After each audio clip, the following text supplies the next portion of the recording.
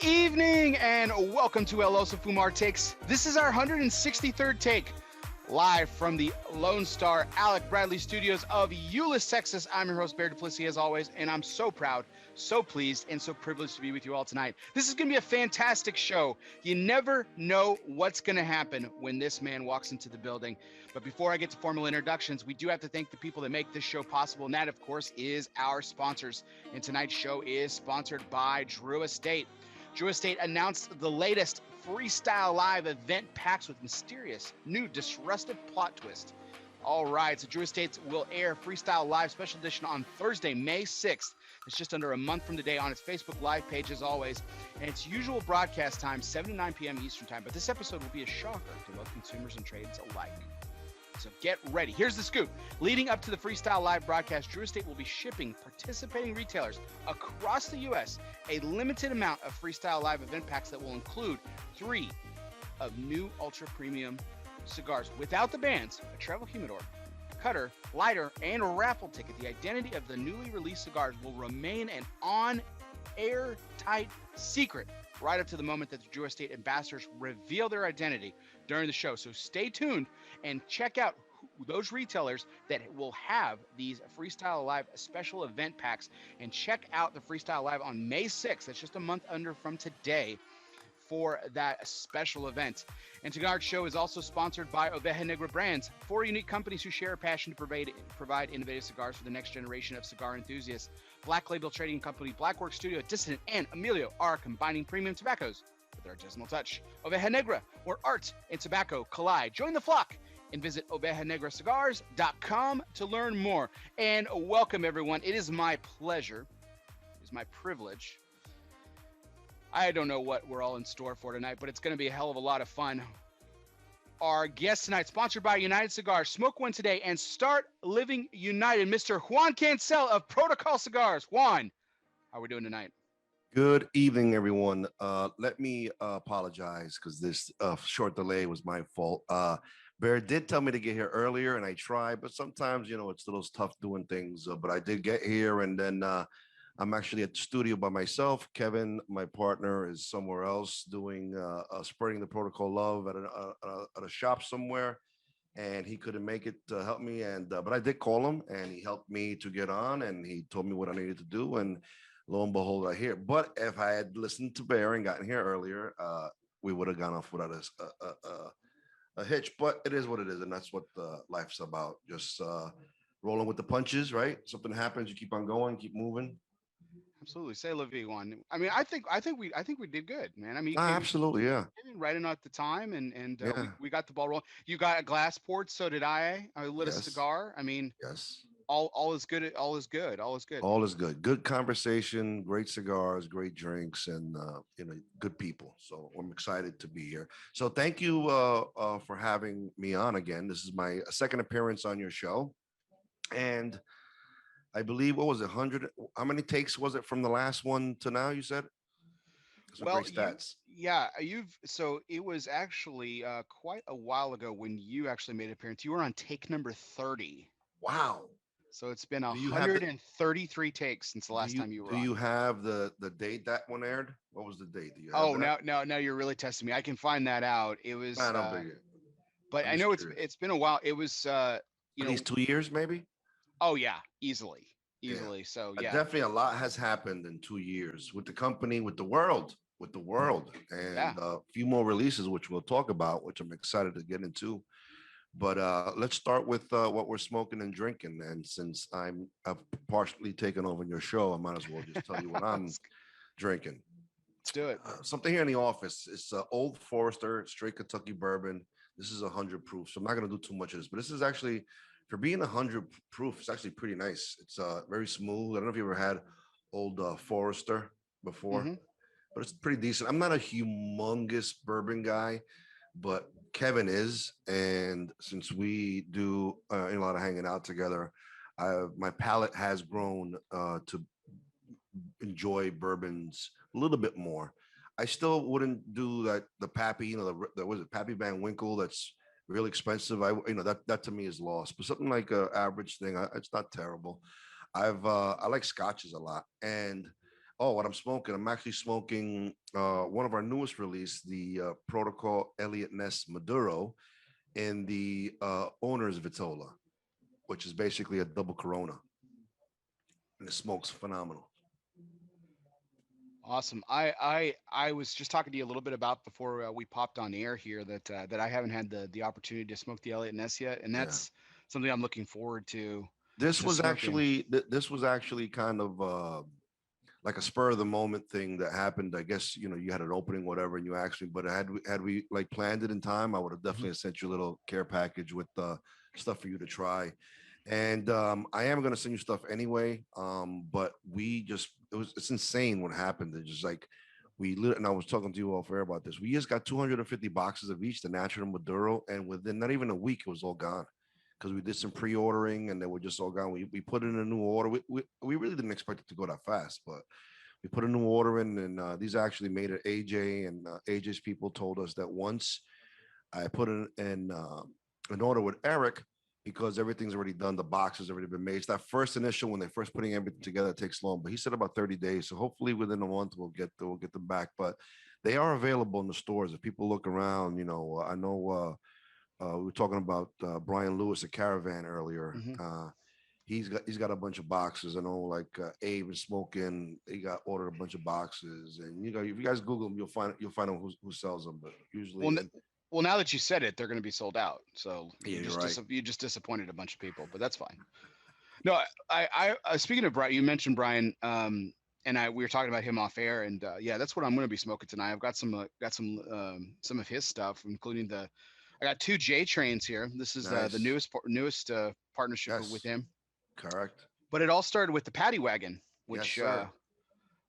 Brian was kind enough to get me a couple of We're these. gonna do it. I'm gonna do a toast and shout out to John Reamer, which created the Johnny Cuts Unsmoked. I always mess this up. Johnny Smokes Uncut. It's a great Facebook group, but he started it, and we a lot of times support Facebook groups, cigar groups, and things of that nature. So the first cigar we actually made for a Facebook group was called the Fat Ash. We did Fat Ash year 1, 2, and 3, and we did 3 of those releases, which were pretty awesome. Mexican San Andreas, Maduro the Rapper, Nicaragua by the Filler, all of them sold out. A little bit of run, but these are the kind of things we do for our friends. And John Reamer has become a great friend to the company, and he has a great Facebook group. So we decided, it's always been his dream to have his own cigar, and his nickname is the J Train because it's John. But we did that event. The event. Yeah, we actually did an event, and we did the cigar.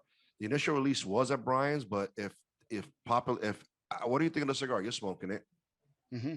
Well, this will be my third, and if we get to the second one that I brought out into the studio, it'll be my fourth J Trains.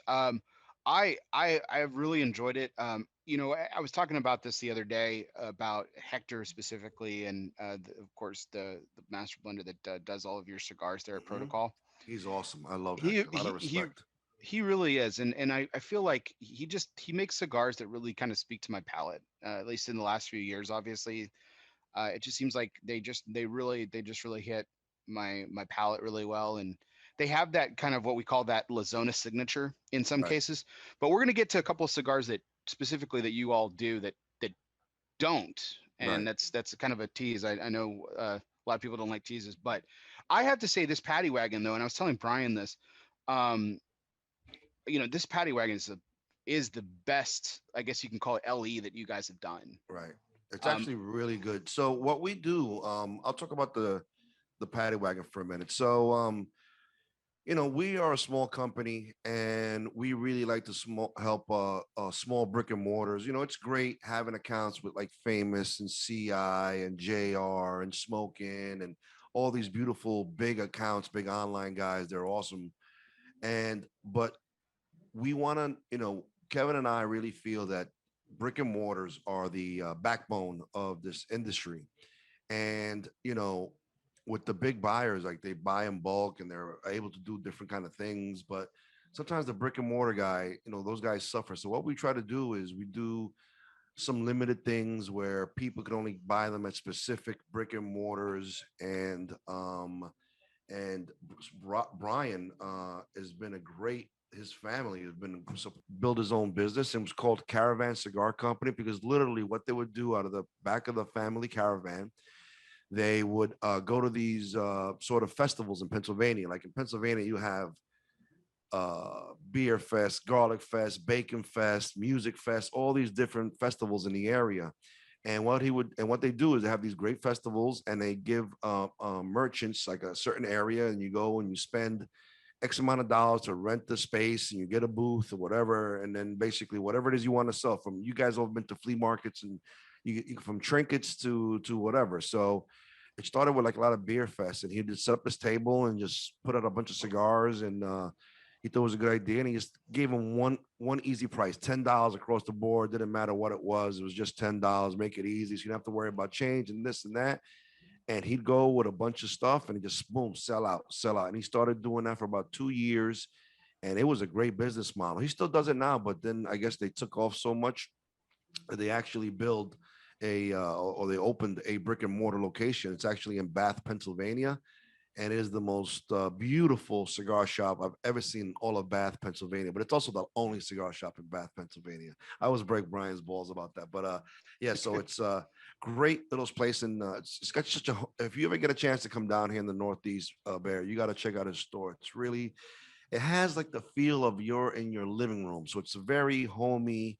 It's got a great vibe, great energy, and it's just an amazing place. So when we do these limited edition cigars with companies, we always want to incorporate the feeling, the soul of that particular business into the project. So what we do is we actually work hand in hand with the cigar owner, the cigar shop owner. So in this case, it was Brian. So we actually we put them through the same stuff that Hector puts us through when we're choosing a blend.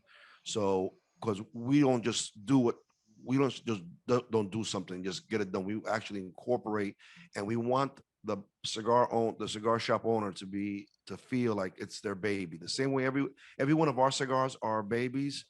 We want this cigar to be that person's baby. So with Brian, you got the name of the company. It's called Caravan Cigar Company. So I told you what the backstory was with the caravan. Mhm. So you know how we do everything has to be somewhat law enforcement based, themed. The only one that was never law enforcement based or themed was the Guadalupe, which was our first ever exclusive that we did 6 years ago. I was going to ask about that later on in the show, Or we could because we can still do because it I if you well, want no, to. I was just going to say I know that has been a theme for obviously for you, but Yeah, I wanted to hear the story because I figured there was some like obscure arm that was law enforcement reference, but you're telling me no. there's not. On that one, no. So that one was our first one. So it's kind of weird. Like, we decided to do, like, you look at our company now, 6 years later, everything kind of looks like it was all this perfect design that it was meant to, but it was very organic, and it just grew that way, and it grew naturally through our passion and our love and the respect for this industry and the cigar and the people. More important than anything is the people that we deal with, our consumers, our fans, our supporters, the people that like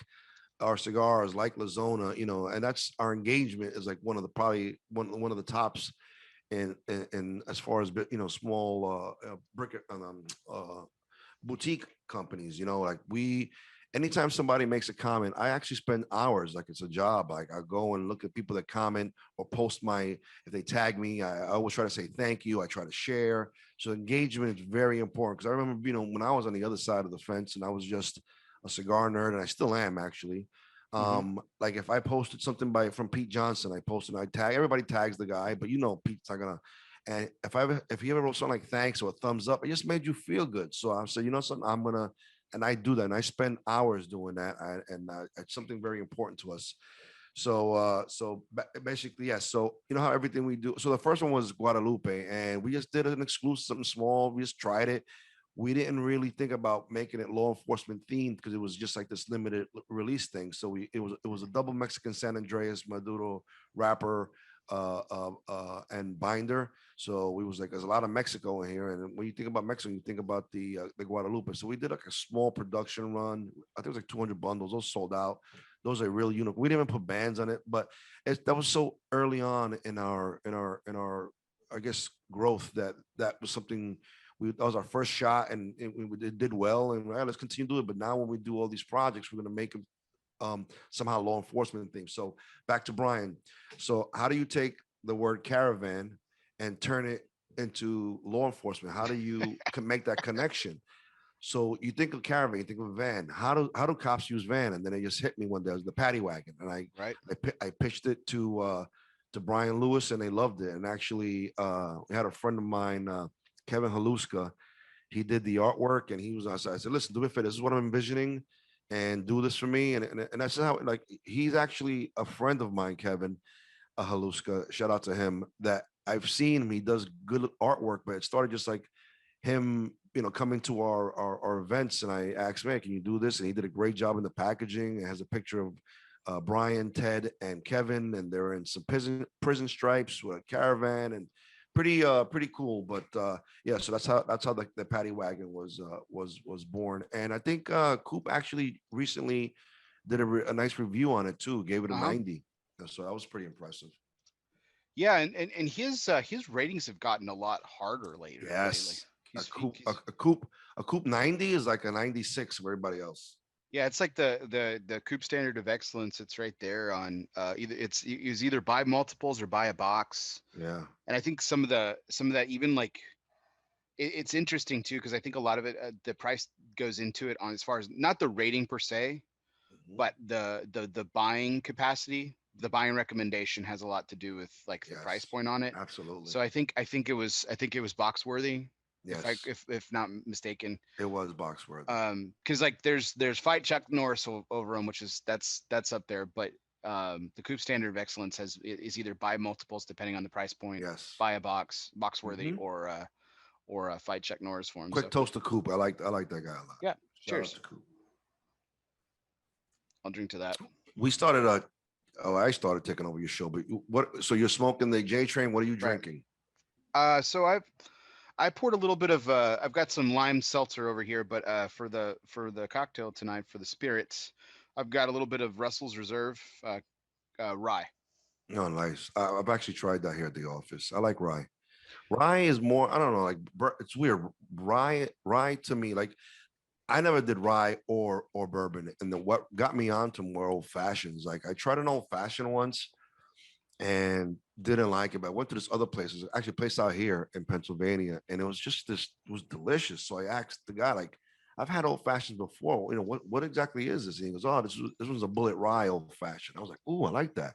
So I tried to experiment at home. I started making it in my home, and I personally find that the bourbon's almost like a little bit sweeter while the rye is a little bit drier. Hmm. And then when you mix the bitters and you put a little bit of and then again, this is something that I want to doing instead of using regular simple syrup. I like to use brown sugar simple syrup, and it just gives another layer of body to the drink. But because it's dry, I think it's the rye is dry, and it just basically balances out that little bit of sweetness when you put the little squirt of simple syrup as compared to the bourbon. I definitely think the rye marries better with the simple syrup. Just my opinion. I could be wrong, but I've been known to make good old fashions. People have talked about it. It's become like a thing. So I Yeah. love making old fashions. No, I think I'd love to try one of your rye old fashions. That'd be really good. I think you've got a point there because rye is very hot. Like you said, it's very Yes. dry, but it's also very hot. And so Mhm. if you can cool it down with that Yes. richness Oh of yeah. brown sugar simple syrup, I think you got something there. Yeah, Some absolutely. definitely some magic. So Juan, so a couple other things that I wanted to chat about, just kind of breaking the ice before we go into tonight's major point was, we've already kind of touched on some of the releases, which we'll go into a little bit more detail since again, it's been a long time since you and I have sat down. I had the opportunity to, so it's actually been almost 3 years, Juan. It was March, Wow. it was May 13th, 2018. Holy It's May cow. 13th, 2018 for take number 30. And then yeah, it's Let's almost been a have year let's since let's have Kevin. a quick congratulations to you actually, because to have 163 episodes is a feat of itself. And here's to the next 163. I'll drink to that, Salud. sir. Thank you, sir. Thank you very much. Oh man, it's been a long ride and an enjoyable ride, man. It's been a blur. I can't believe it's still we got 163 of these, and Yeah. I mean just some amazing people, amazing conversations, and it's just it's kind of taken a life of its own. And you know, it started off with a particular vision, and it's kind of like you were talking about this organic development and protocol. Mhm. You know, I don't want to talk too much about myself here. This is about you, No, this is about you too. it kind of did the same thing. And I started with wanting to like seek out like stories behind the stories with people, and I just got so enamored with the conversations that I just let them go. Like this was originally supposed to be a very brief show, and Right. it just kind of lengthened out because the conversations just got so good, and we just got to talk about so many of them. It was just Being fantastic. a cigar nerd, and I was, cigar geek, and I still am, but before I had my brand and before I was in the industry per se, which it's still hard for me 6 years later to really come to terms that I'm in the industry. I still feel like a fan and hanging with the cool kids. But I found as a consumer, when I was a straight up consumer, that story that you mentioned really is what brings, because I want to say, especially now in this industry, you can walk into pretty much any humidor in the anywhere in the world, in the country, right? You walk in there, you can close your eyes and you could pick out 10 great cigars without even looking. You walk in different sections, and there's not really anything that's just great cigars are out there right now. But what makes each of them really different, because tobacco's tobacco. There's only so much blend you could do, and they all taste like, I know the nuances when you do reviews, but they all is a beautiful cigar is a beautiful cigar.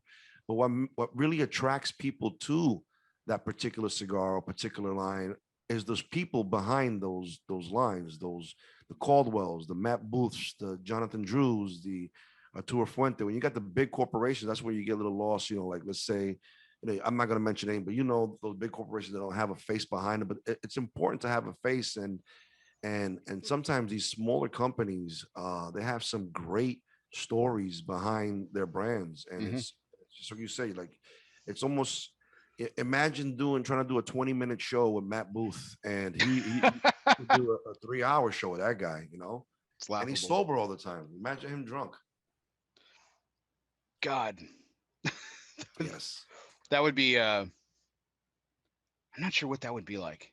What? He's either going to get crazier, which is just impossible to believe, Right. or he's just going to calm the hell down, and it's still going to be like fascinating because he's never been that calm before, right? So So it's I believe one or the other. Master Sensei told me that, if you don't mind me mentioning, you guys are friends, but Master Uh-huh. Sensei said, I believe that the two people that have been on the most on Smoke Night Live and on Dojo have been Matt and I, Hmm. and their 300th episode is coming up soon. And I was like, wouldn't it be funny to have Matt Booth and I are friends and chit chat all the time. And I said, could you imagine having Matt Booth and I on that show, the 300th episode, and have Matt and I just like hammered, like 2 hours drinking before we even go on the show? Could you imagine? He was like, we're gonna make that happen. So he's trying to make that happen at Rocky Mountain Cigar Festival in August. He's going to try to make that's more or less a 300 show, and Matt should be there, and I'm going to be there, so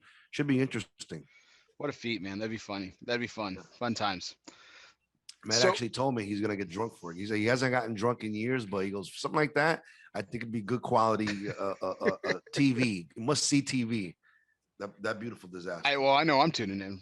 Forget about Yeah, that. So couple, like I said, a couple just preliminary questions. One that kind of sure, wanted to tickle the audience with before we kind of absolutely. did some more deep diving into what's been going on the last few years.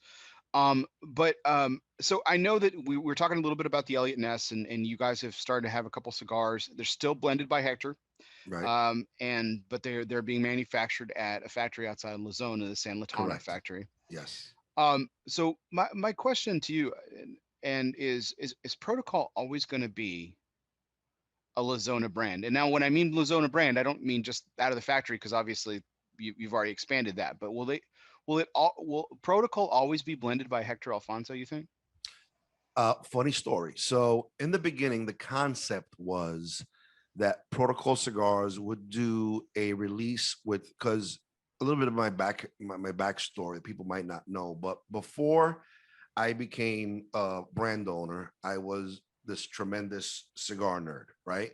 And I would actually go to anything, any event at Famous, because that's the closest place to my house. Famous, CI, and these are big stores that command, big characters that come in there. I would go see it from Nick Perdomo, Eric Espinoza, Rocky Patel. All these guys would come in, Fuente, you name it, Rafael Nadal. I could name a list of the people I've gone.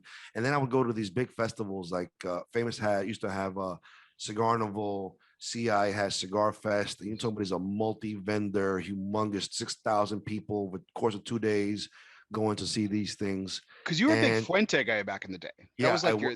That I was still your. I still have. I'm tremendous Drew Estate when Jonathan and Marvin ran it. Tremendous Fuente. I have a chest, about a 500 cigar chest, just filled with Fuentes. All I got is like rare Fuentes that I've collected over the years, and me being a collector. And I have not smoked almost any of them over the past 5 years, 6 years, because I've been smoking all these protocols. But to kind of tell you what I'm starting, so I would go and I would meet these people, and I became friends with a lot of them. I have a good personality. I think being a cop for 20 years really shows, it really it fine tunes your people skill. Well, at least for me, it does. Because you have to tell people what to do and what not to do, and that's what people don't want to be told. So you got to know how to talk to people, unless you're a cop that maybe that cop that didn't care was like an asshole. But to me, I was trying just to be a good guy, and I understand that you want to sit here and smoke a weed in this corner, but unfortunately you can't. So you try to talk to them first. So you develop these people skills, right? So when I'm not being a cop, I think I'm pretty decent at with people skills. So I befriended all these people. Like, it was a point where I wasn't even in the industry. I had Rocky Patel's cell number, Eric's, and this and next.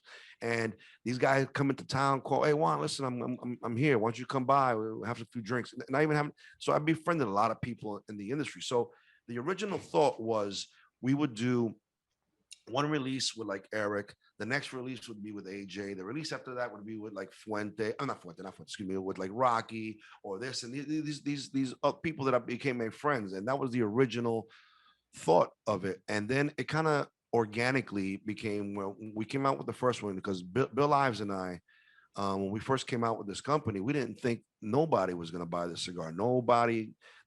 We did the first production run was 2,500 Toro in the blue. It was 2,500 Toros, 2,500 Corona Gordos.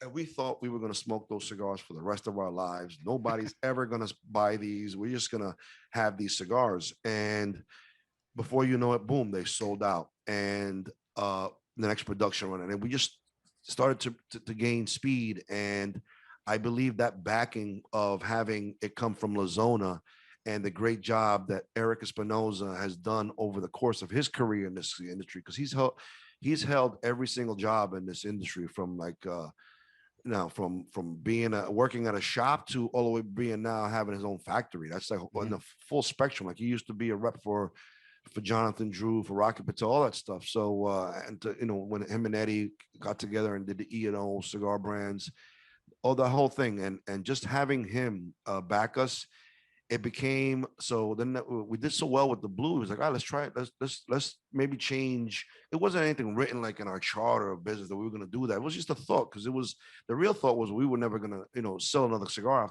after the original blue. And then the next one was Probable Cause. It was Mexican San Andreas, and Hector again blended it, and I told it on that one. I love Mexican San Andreas. It's probably my favorite wrapper in any cigar, and we did that one, and it was another great hit. And then we did the Themis, and then the Themis was more of an answer to the people that would ask, do you have anything natural? No, we have dark and darker. Do you have anything light body? No, we have strong and stronger. So he came out with the Themis, and by the time we were just gaining this momentum and getting Cigar of the Year with Cigar Federation was our first Cigar of the Year with the blue Lancero. The next Cigar of the Year was the Probable Cause Lancero with Tim Rollins and Tiny Tim Cigar World. The next Cigar of the Year was Developing Palace with the Themis. So we started gaining all this kind of momentum, and it became a loyalty thing. So we said, and I've always told Eric this, your success is our success, but our success is always your success. So as we're being successful, we never, I'm not one of these guys and I say I'm the one that blended the cigars. I always say, that Hector, we basically vomit all this information to Hector. We're talking about this. Bill and I were never third generation cigar people. Like, we were born in the fields of Nicaragua or Cuba, and our mother wrapped us in a cigar leaf and took no. We just regular average Joes that loved cigars, had a passion, and you think as a consumer, you do educate yourself. You start learning about wrapper, binder, filler, but when you get on this side, it's a totally different story. And we still back then had, I was still a full-time cop. I was doing just a massive amount of overtime, trying to get as much overtime as I can to have a nice fluffy pension. And I don't have time to learn this and blend this. So you work with the right people. You work with Hector, and Hector's just the job that Hector. And another big shout out to Hector, because Hector, he doesn't have formal training in this. He's not a person that his father was a tobacco blender and his grandfather. No, he was the first. He just a regular cop, like same kind of thing. And he starts working with Eric, and next thing you know, he just starts blending cigars, and he does such a great job. Like, Eric has blended a lot of his stuff too, but Hector is basically the blender for Espinosa, and the stuff that he does is amazing. And so when you took it all in and you said you have Hector blending our cigars, they're being made at Lazona, we were like, we furthermore organically stepped away from doing those projects with other people, and to give him, because he helped us to grow and our success was helping him to grow. So we like decided to keep it there. So to kind of give you the short answer of that, it's yes, we're probably always going to be a Lazona company. And that's the way it happened organically. When our beginning, we didn't really think we would have been, but we are. And I'll tell you, we have done like little projects with other people. Like we did, and we're going to talk about that a little bit. But we did one with Caldwell, which the proceeds of that cigar went to Tunnels to Tower Foundation. Great cigar. And while we didn't have really, it was a joint effort. And I didn't go to DR, I didn't go to Ventura and blend that cigar or whatever like that. So technically, while that has the protocol, it's not a protocol cigar. I'm not, we're not seeing a penny from it. All the proceeds go to the Towers Tunnels Foundation. So that's technically not a Lazona product, but it has our name on it, but it's not really ours. It's not, we're not the ones selling. It's not on our price sheet. We just did a little collaboration with them. But besides that, the other one would be the Elliot Ness. And I'll tell you exactly how it wound up in AJ San Latano factory. So I, from the beginning, like being a cigar nerd, let me take a puff of this and see if it's still on. Nope, I've been talking for a long time. I kind of figured that. That's the bad thing about when you're smoking. No worries. Well, while you're reading light in that, let's go ahead and I'm going to go ahead and just start this segment, since we are diving into the Elliot Ness, since you got that story going here. We're tonight's major point. Tonight's major point is always brought to you by Barbacoa Cigar Company. Barbacoa is back. The launch was yesterday. The Voyage has launched. This was the cigar that I personally couldn't wait for. It's been 3 years, but now with the revamped blend coming from one of the hottest factories in the industry, Denny Vasquez promised, if you like the original blend, you're going to love the relaunch. So if it just launched yesterday. So if you want to check out sunscigar.com, there should be some opportunities to order more Voyage. I personally had a chance to sample the pre-release, and it is a phenomenal blend.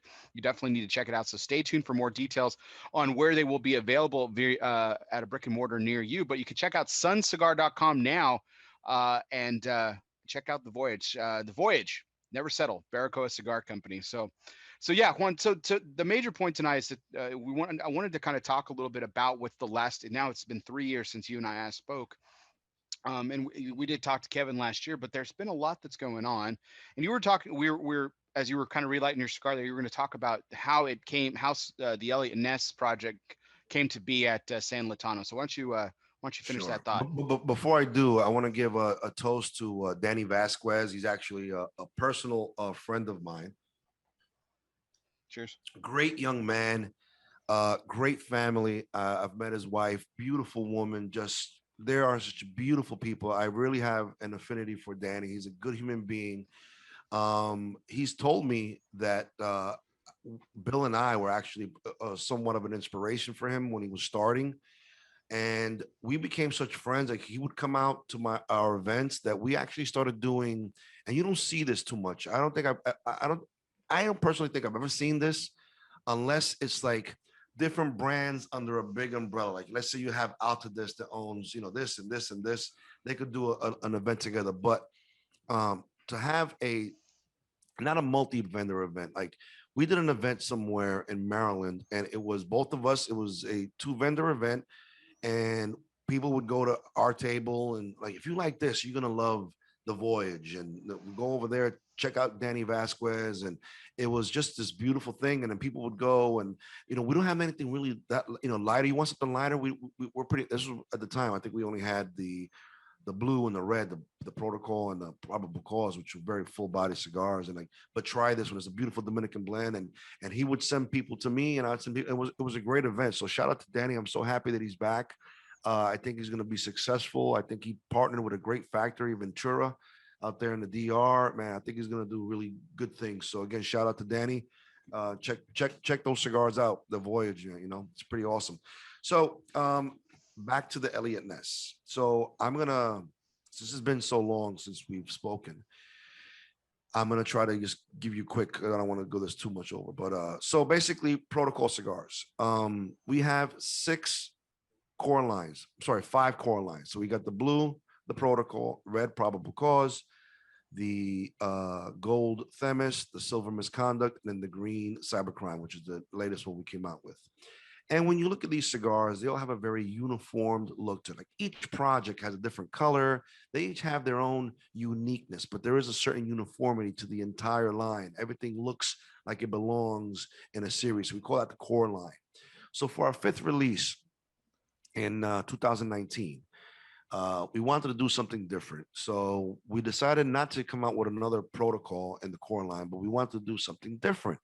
And we thought, what can we do different? Let's try to do, we've always tried to really like, our target guy is the blue collar average working Joe, the cop, the fireman, the EMS, the plumber, the sanitation worker, those kind of guys, those taxi drivers, those kind of like hardworking Joes, blue collar guys. And we have its price point that way. Everything looks, it's simple, but again, this modern design, and like what can we do different? And we came up with the idea of, let's do something. Let's turn our whole look around, and let's do something more regal, more elegant, more classy, more traditional looking. So we came out with the Sir Robert Peel. So Right. we were doing like, how do we now, everything we do, we put the law enforcement spin on it. How do we do something more elegant, more regal looking, and still make it law enforcement themed? And what sounds more regal than the cigar called start with the Sir Robert Peel, which Sir Robert Peel happens to be the father of modern day policing. So we come up with this, and the packaging is just. I can actually I can show you how the packaging looks, because I happen to have here. This is the newest one. This is the Sir Robert Peel Natural and Maduro, and we did our first line extension. The press release just came out the other day. Yeah, the Corona Gordo. It's the Corona Gordo, and which happens to be my personal favorite size, because I believe that Corona Gordos just have the perfect ratio. The wrapper to binder filler ratio is, everything's perfect. It's harmonizing so well, where a blend really shines. You taste the beautiful wrapper, you taste the binder, you taste the filler more, in my opinion, with a smaller ring gauge like a Corona Gordo. So you can see the packaging is, we went really different with the packaging on this, and we did the Vista in the middle. It's pretty. It's got the velvet in the back, which actually felt, but it has a total. The box is just this gorgeous thing. And I remember, I say this all the time. When it came out in the press release, Master Sensei reaches out to me like, Juan, I don't know, this doesn't look like you guys. It looks like something else, like a bigger company. It looks too traditional. It's not. I don't know. And I'm like, yeah, I know, but I'm not changing my target audience. It's still the average working Joe, the plumber, the fireman, the cop. But even the average working Joe on a Friday night wants to get dressed in a three-piece suit pour a beautiful scotch and just sit there and sip and smoke a cigar. So we made a more elegant type thing, and to the box is more premium looking. So of course it's going to cost more, but it wasn't even the price. We didn't price it that much. It was like $1 difference, right? And we did this because we wanted to say even that average Joe gets a promotion, has a baby, something to celebrate that you want to maybe splurge a little. You gotta raise whatever it is. Now you got the cigar to do it. So we did that, and Eric was like, "It's not going to work. It's not you guys." Well, you mentioned And Eric, but a lot of people had this thought too, Juan. yeah, And he was you and only, I but didn't have he was this only conversation. But no. I had similar thoughts as well. Yeah, but Eric was the only one that actually said something to me personally. Fair enough. And I figured people wouldn't know. Like I know Charlie from Halfway when we first came out with it, he was like, "What is this? Is this a protocol cigar?" Like, and it really like shocked everybody because it was something so different than what we were doing at the time, and we took we rolled the dice and the blend. It was just something so magical. Like the first, it started off as a natural, and it was this beautiful Ecuadorian Habano, Nicaragua binder filler, just elegant, beautiful, smooth, very everything we wanted. A more regal. The packaging was regal. The cigar looked regal. It was a beautiful box press Toro. So I'm actually in Nicaragua, February of the year this released, and I'm walking around smoking the natural. I'm like, this is really good. And I said to Eric, I said, Eric, what are the chances of putting a Pennsylvania broadleaf on this? And he was like, yeah, we could do it. Do me a favor, just have Carlito make me just take the wrapper off of this and put a Pennsylvania broadleaf. Let me try it. So he goes and he gets a Pennsylvania broadleaf. He gives it to me. I start smoking. I'm like, wow, this thing is fantastic. And all we literally did, we didn't tweak the blend. We didn't do nothing. We literally took the same wrapper. I mean, took the same binder and filler and just put a different wrapper on it. And it changed the cigar so much that I said, we're gonna have to do this. So I said, make me 10. Well, I took it back to Kevin and Bill, and they smoked and they loved it. And I was like, I was actually thinking maybe getting ahead of the game and thinking about the next year's release, but I was like, this is so good. Why don't we just do a natural and a Maduro offering in the Sir Robert Peel? And they said they loved this. So we had enough time because February. So by the trade show comes out natural Maduro. That's another. So not only did we change the packaging and the look and the feel and the soul of this product, but we also did it in two offerings where we offer the first time ever a natural and a Maduro. So now we're all caught up with that. So what happens is these things we cannot keep them in another one we can't keep in the shelves. Like we're thinking I have 250 boxes that we're gonna last us forever. It's so funny. Like every time we get a new cigar in, and like nobody's gonna buy this. The train's done. Nobody's gonna nobody. This is done already. They're gonna find something else, and then we get it in, boom, out the door.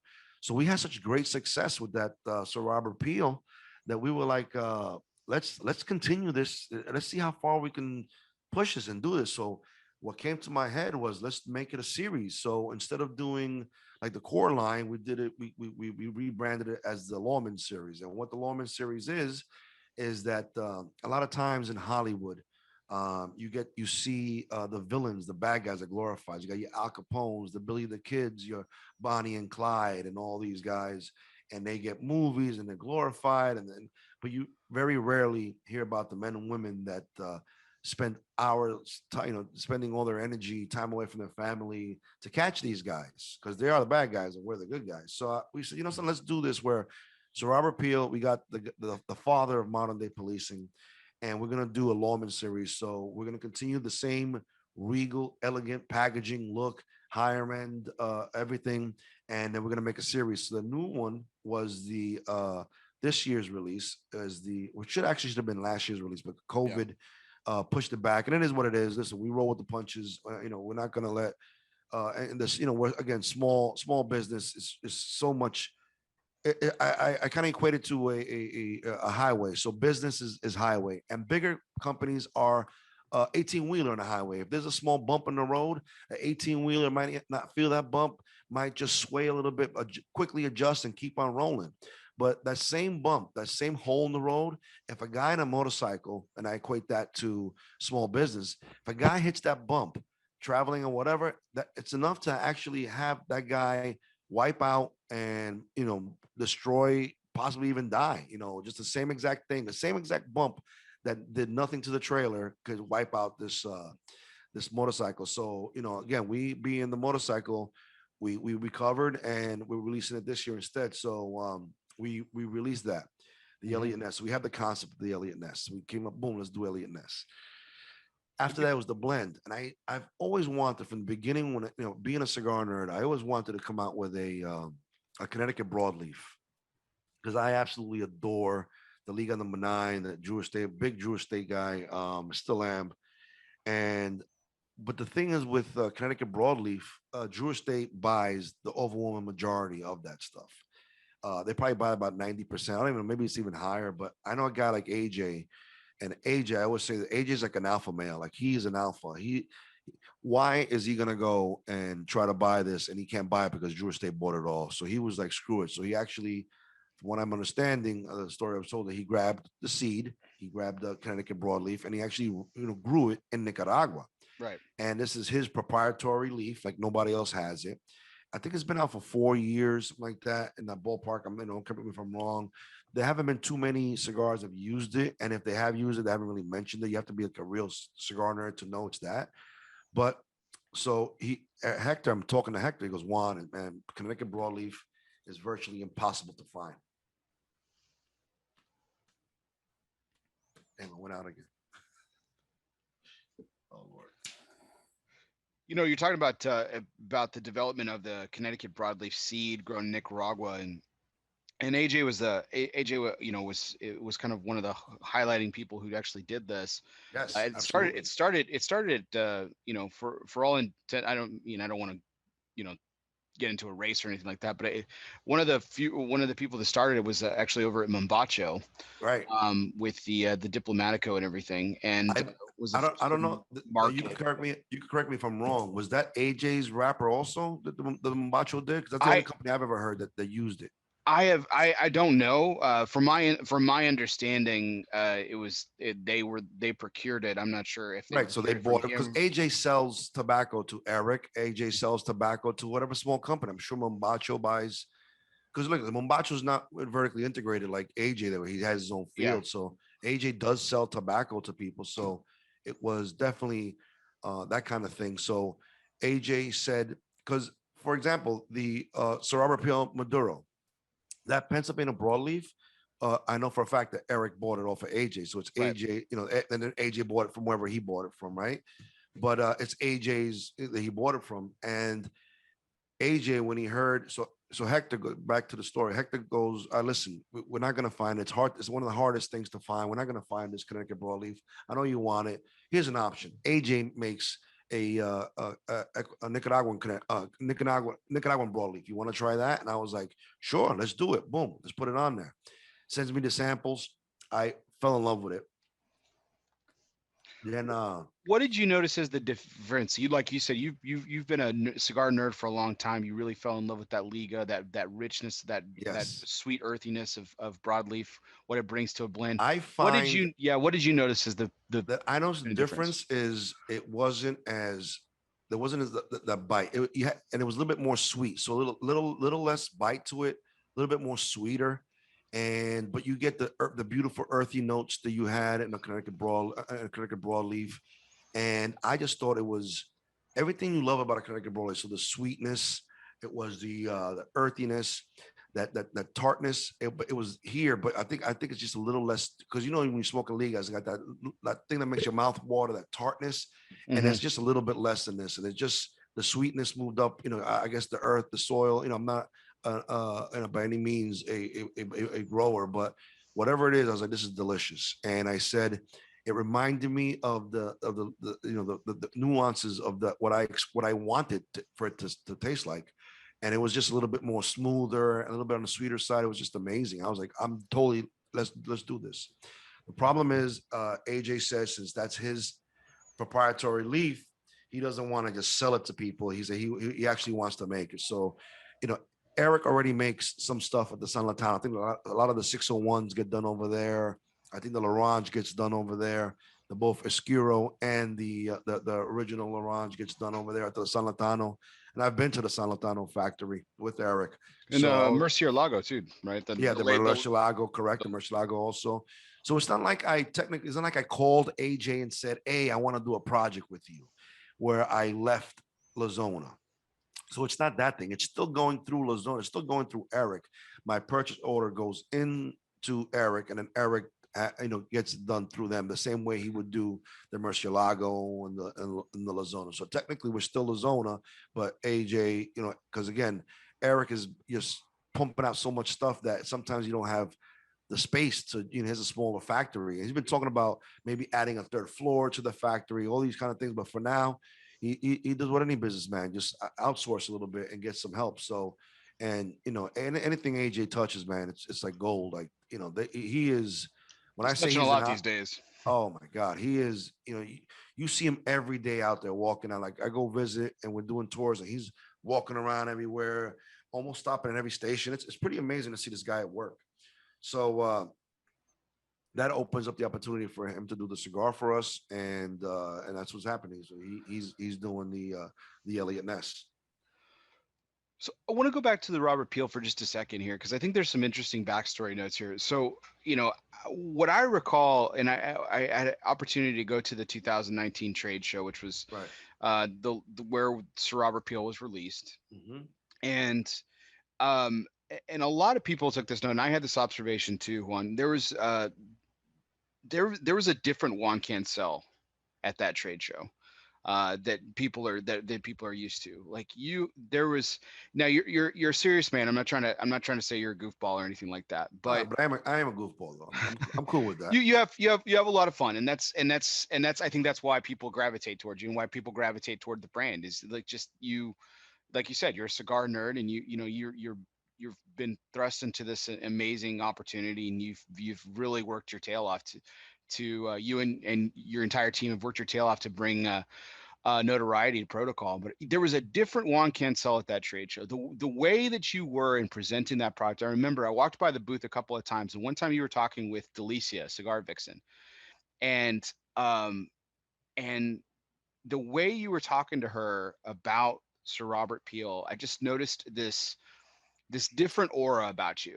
Yes. And it wasn't because it was Delicia. I know you and the ladies, man, but like, no, it was, you were all about the cigar in that moment. You were explaining in great detail, and you were going every facet through the box. There was a lot of imagery that paid homage to a lot of different things, not just law enforcement, not just protocol, not just you, not just Bill. There was just so many things going on with it. Yes.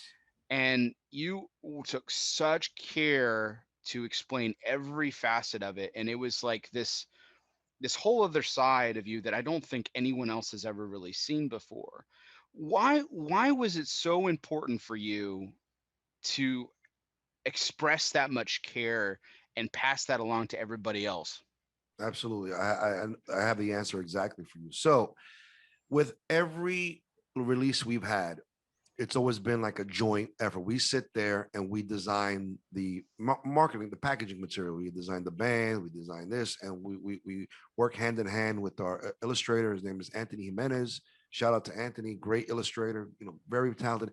He's the one that came up with this concept with the P, with the modern P, because in the beginning, Bill and I didn't know what we were going to call this company. At one point, we were going to call it Fat Bastardos, and it would have been funny, but we didn't want to be seen as a total joke. So we said, let's how are we going to make ourselves different? And then that's the whole law enforcement thing came up, and making it law enforcement themed. Originally, the P's for police, basically, and then you look at the colors of Thin Blue Line. But he designed everything. Like we told him what we were envisioning, and he said, "Let me see what I could do," and he came up with this concept. So we went with it. But every line, the protocol, the probable cause, the themis, everything was done jointly. Like Bill, myself, Kevin, we worked this thing out, and we did it together. Now, when we had the idea for the Sir Robert Peel, I think Bill was busy, Kevin was busy, and they were like, "Juan, you do this." And it was the first time that I had, I often say we. I don't take credit for anything in this company. I always say we. I don't say I. I say we and everything.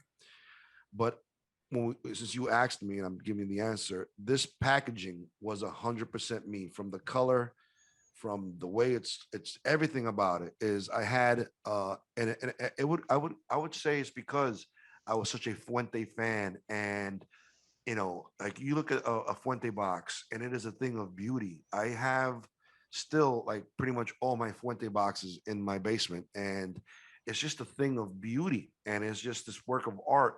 And I said, you know something, if we're gonna do this and we're gonna do this right, I want to make this the most beautiful thing. So I came up, and I had all these ideas in my head about Sir Robert Peel, how he was standing, where he was going to be at, this and that. So I worked, with Anthony, my illustrator, and I gave him, and I would take screenshots of different things, like of libraries, of desktops, of this, the books, the law books, the whole law theme, the Themis and the scales of justice. And I had all these concepts like, Anthony, I want you to put all this stuff I'm seeing I have a picture in my head. I'm going to give you all these images, and I want you to combine. This is what I want. This is, because that's what an illustrator does. He has his clients, and the client tells him what it is you want, what it is you envision, and they'll try to create that product from what you envision in your head. And this is exactly what I had in my head. And this was my baby. I didn't design it because I don't have that kind of skill, but this is exactly what I wanted it to look like. I wanted it to be something beautiful, something different, just something gorgeous.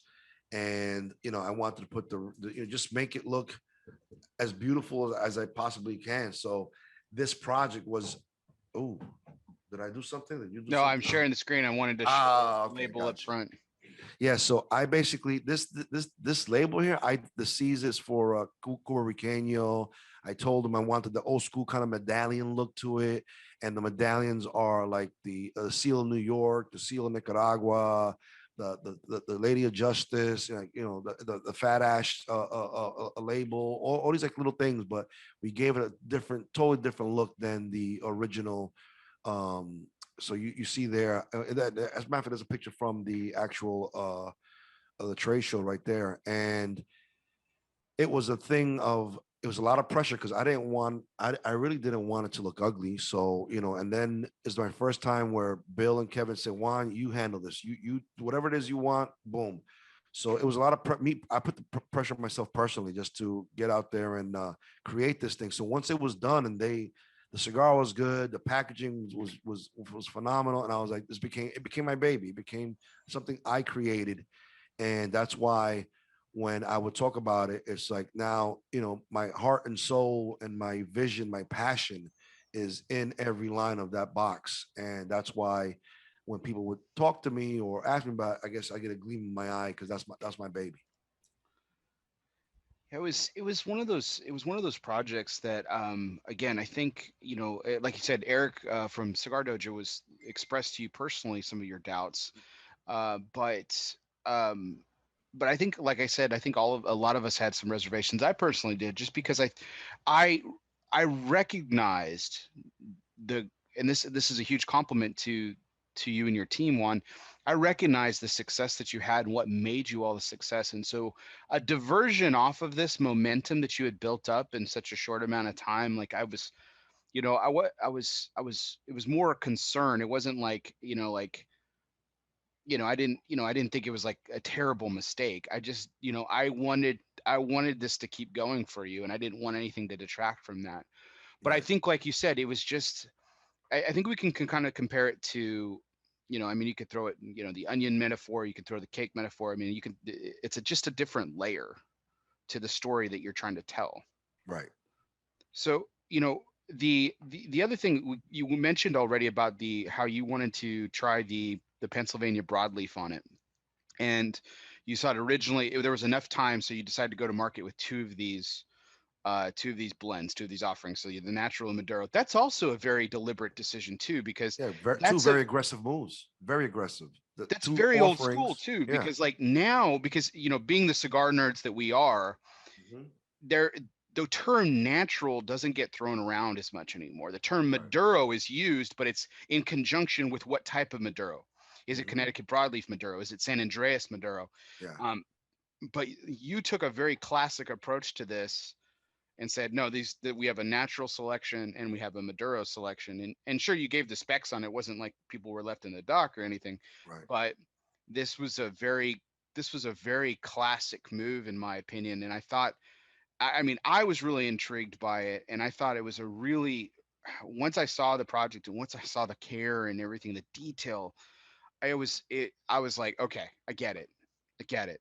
And I think that's what clicked for everybody else too. I think you brought everybody in and everyone kind of bought in and Right. it kind of came along for the ride.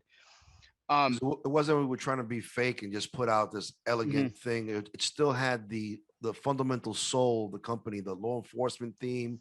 It was us still. It's still the protocol. The P was on. It's all over the packaging. It's still there. It's fundamentally us. But like I said, the average Joe, every once in a while, like I'm a shorts and a t-shirt kind of guy, but every once in a blue, not too often, but every once in a while, I'll put on a nice pair of slacks and some shoes, a vest, nice shirt, and you want to be, everybody likes to dress up and be fancy sometimes. So that was that kind of concept, and you mentioned the show, so I was very scared, apprehensive about how the consumers would take it, how the store owner, how just the industry and everybody who's incorporated in the industry, from and that includes you guys. Cigar media is part of the industry. How are they going to take it? And then when I started hearing Eric, I was like, Eric, Eric and I have a great friendship. So he actually told me this, but I knew other people were thinking it, from the consumers all the way down to you guys and everybody in between. But at the trade show, something funny. I have a lot of respect for Michael Hertlots, and a lot of, I have a lot of. He's doing his own company now, which I can't wait to try the cigars. I'm going to post it because I have a lot of respect and a lot of admiration for Michael Hertlots. I remember being on the floor and I see Michael Hertlots in his three-piece suit, looking like a gentleman. You know how he always is. He looks like he came out of a photo shoot. He's just standing by the pillar of the Sir Robert Peel, and he has his hand like this, and he's just looking at it. And I walk up. I goes, "Hey, Mike, how you doing?" He goes, "Juan, this is classy. I like it. Good job." He walked away, and I was like, "That right there. If it flopped, that right there made it all worth it, because it was just like this thing that and that's a guy that people sometimes always tell me like, Juan, you got to take this more seriously. You're a brand owner, blah blah blah. You got to dress different, and I still been staying true to myself. In the beginning, I don't know if you remember the beginning, we came out with the guayaberas and the Cuban hats, but I wasn't really us. It's like in the beginning, you're trying to find your identity, and I think we went to just let's just us be us. And I always do try to be myself, but people tell me like, you got to dress different. I was like, listen, there's already a Michael Hurtlocks in this industry. You don't need a fat Puerto Rican Michael Hurtlock around. So I'm just gonna be me and be one. And I give that advice to everybody. Just be yourself always, and you don't have to worry about when you have this masks. We all wear masks, right? You have a mask on it who not yourself. Eventually, the weight of that mask is going to be so heavy, you're going to drop it, and then by the time you drop it and show the real you, you're going to shock everybody. So I am the person that I am, being a cop, being a cigar nerd, being a brand owner. If you see me at an event, this is who you get. This is no. This is who I am at home. This is who I. This is I just. This is not an act. Whatever you see here, this is who I am. And I've always, thought just be true to yourself, and that's what I try to do. so you mentioned about identity, and I think there was a kind of this metamorphosis too. You're talking about organic movement within protocol. There was another movement too that kind of was way before this. And you mentioned the little C's on there for Cabarroqueño on the label Right. for Sir Robert Yes. Peel.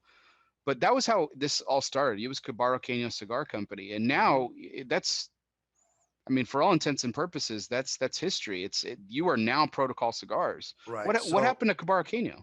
so what happens is originally when we were thinking about a cigar name or the company name, we were thinking about different names and this and that, and Bill being Cuban descent and I'm being Puerto Rican, so we actually created another word. We Cubano and Puerto Riqueño is Cuban and Puerto Rican and Spanish, and we combined it, made it Cuba Riqueño Cigar Company, and that's what we're still known by that. But the problem is, I don't know if people can say it too good, but it's kind of like we just kept being referred to as Protocol Cigars, Protocol Cigars, Protocol Cigars. So the company is The Protocol still guys. Yeah, that's how or I'm. That's how I the met you. protocol. Yeah. That's everybody is just a name.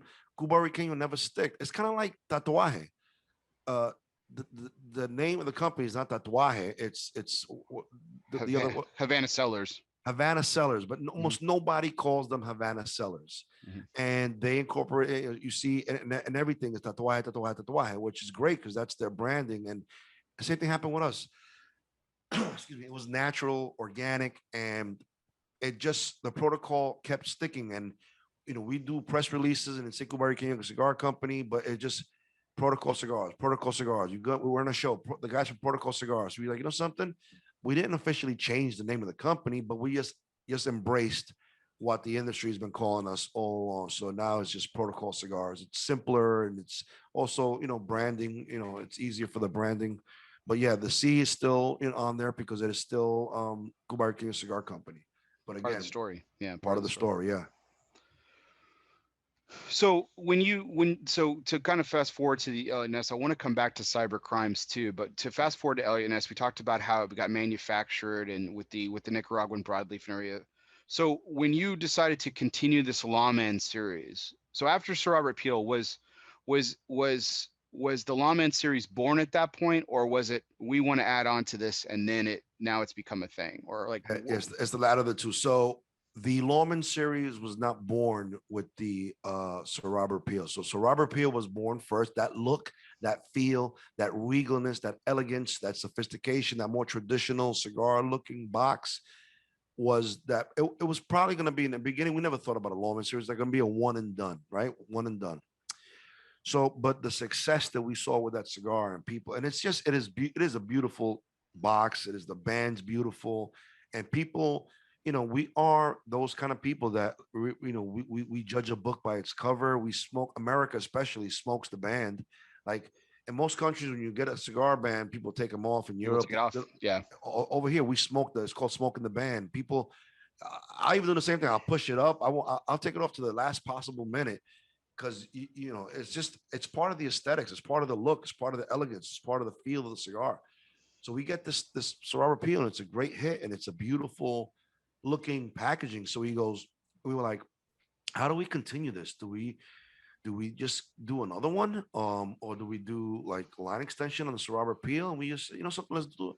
And again, I say we, but this Lawman series, the whole entire concept is still on me. So I'm still thinking, how do we grow this? So I'm thinking, you know, and as it hit me, like, the Al Capone. There's a cigar called the Al Capone. What a better way to, and they're basically like Hollywood glorifying a mobster.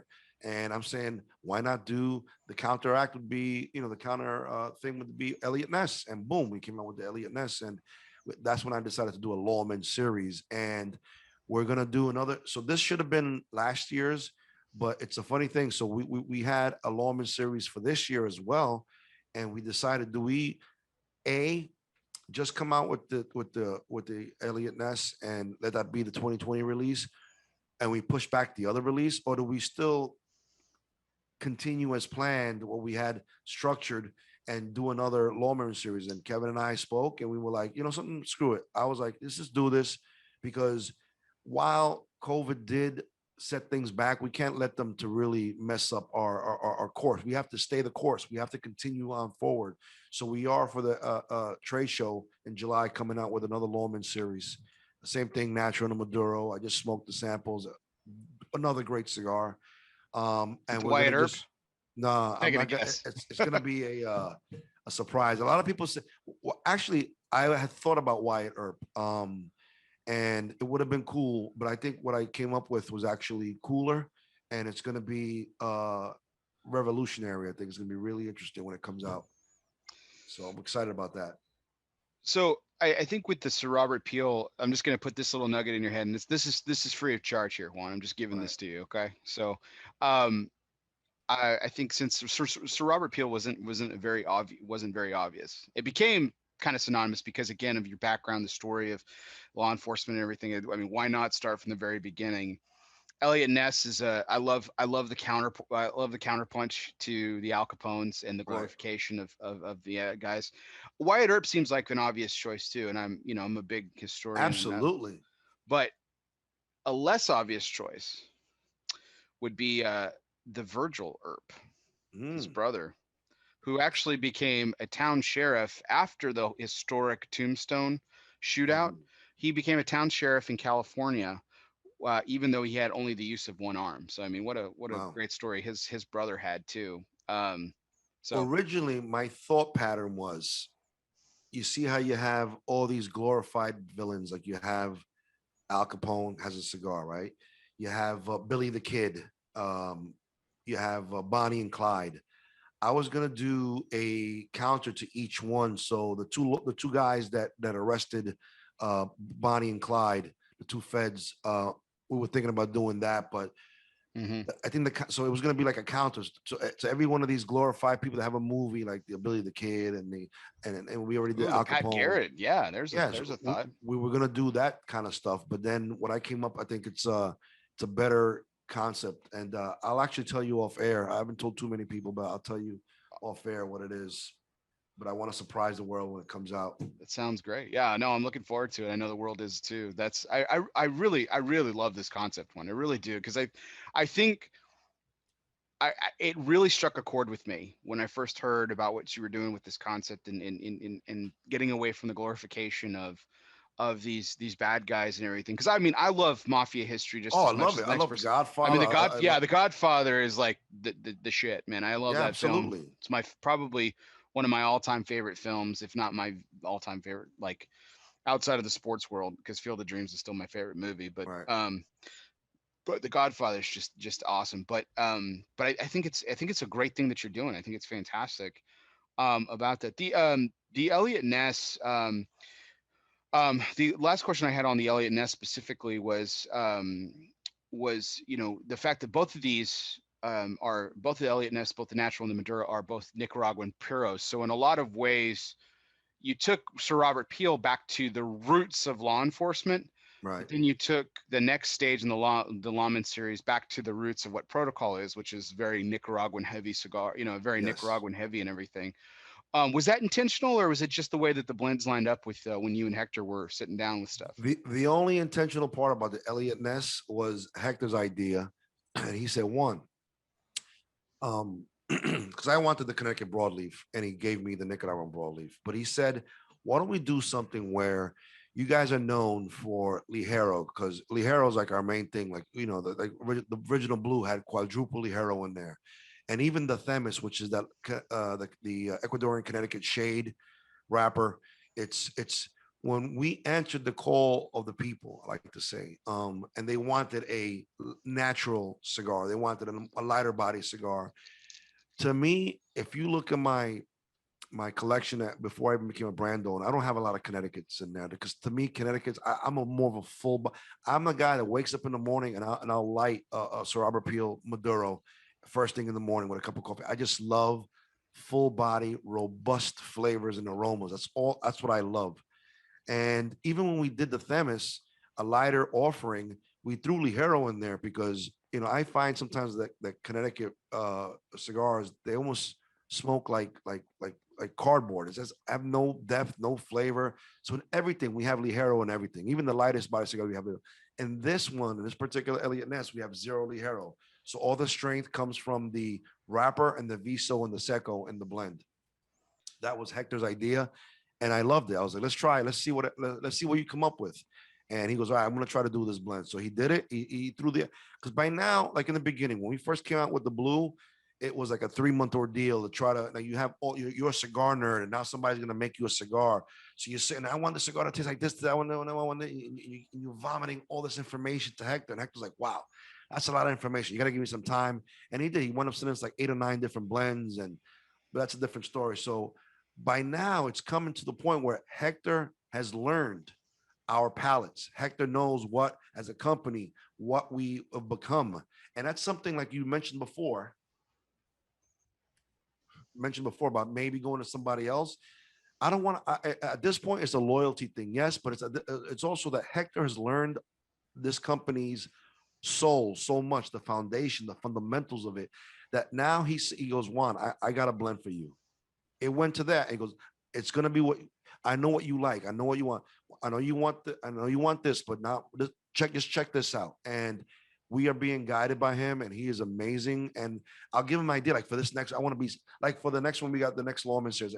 I want something totally different. I want to be a little different than because we fall the same thing like you said. Lazona has a a Lazona product, and then some of the products, and we have been a little bit. We want something different, like the J Train. The J Train doesn't necessarily taste like a Lazona product, but it is. We specifically wanted to be a little different for the J Train, but we'll get that a little bit later. But we've been, and then Hector's learned that it's something that's learned. That's not. It's over the 6 years that we've been doing the course of business with Lazona that Hector, their blender, has learned our palate to now. If I said, Hector, this is what I'm envisioning. I want it to taste like this. I know exactly what you want. I got you. Boom. And it's exactly what was it? Hector turns the same way that Anthony turned my dream into something hard, something tangible. This was in my head. This product was in my head. This is what I was seeing. But I'm not a graphics designer. I don't know nothing about the industry making boxes. So that's when you hire somebody, that you hire the right people, and the product comes out to be phenomenal. And I think Hector is definitely the right person, and he definitely has learned our palate, and that's why I don't think we'd ever leave Lazona if I had a choice. So that's about that.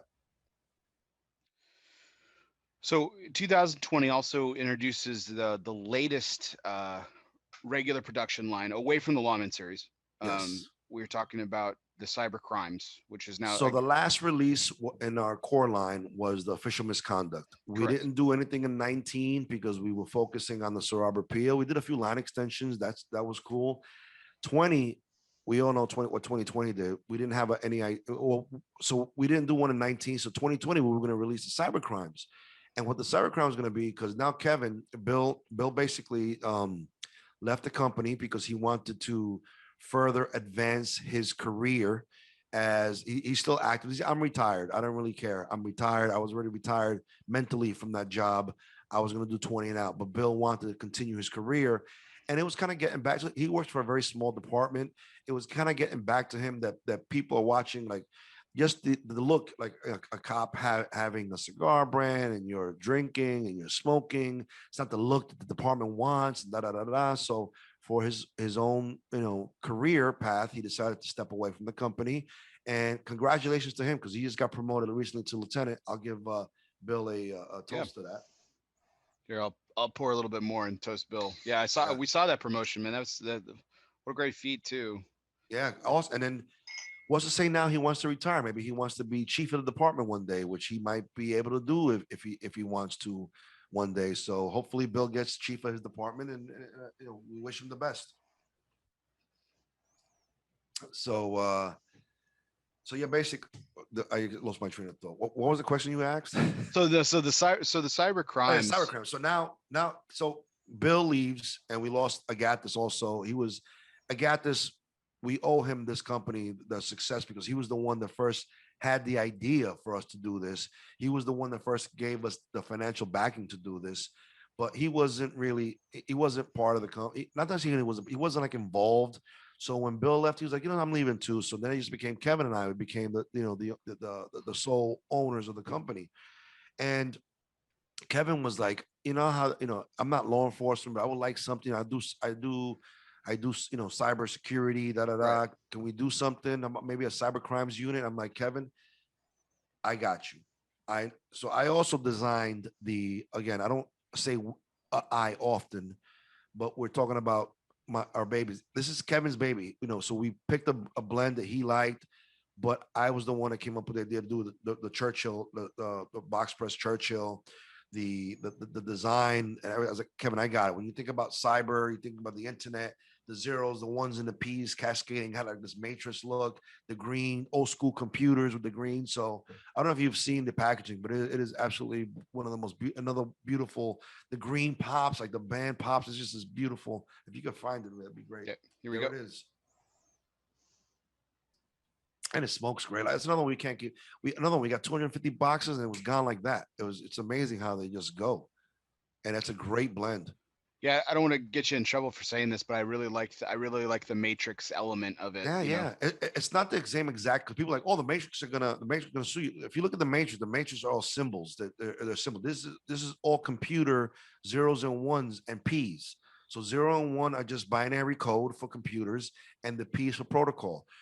And then the thing is, what's pretty amazing is I did it like a hologram, where when you move the box around, it actually kind of cascade has like this cascading look to it. So it's really cool, and it's green, and it's Kevin's baby, and it's been doing really well for us. Yeah, no, it's a really great look. So I mean, so you have this cigar to honor, Kevin. It's kind of like, I guess, almost like his official introduction, right? I mean, Correct. Yes, thousand um, percent.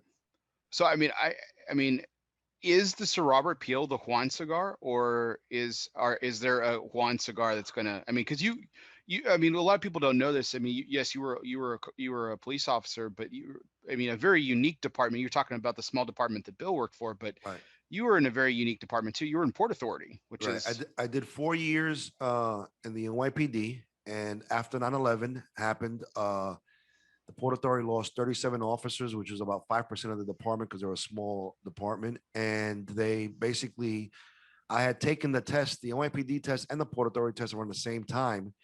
And the Port Authority is it's a small department. I'm talking about NYPD at the time I was there was 40,000 men and women strong, and the Port Authority was only 1,200. So very small department compared to the NYPD. And it was harder to get on. And then after 9/11, they lose 37 officers during that tragic day.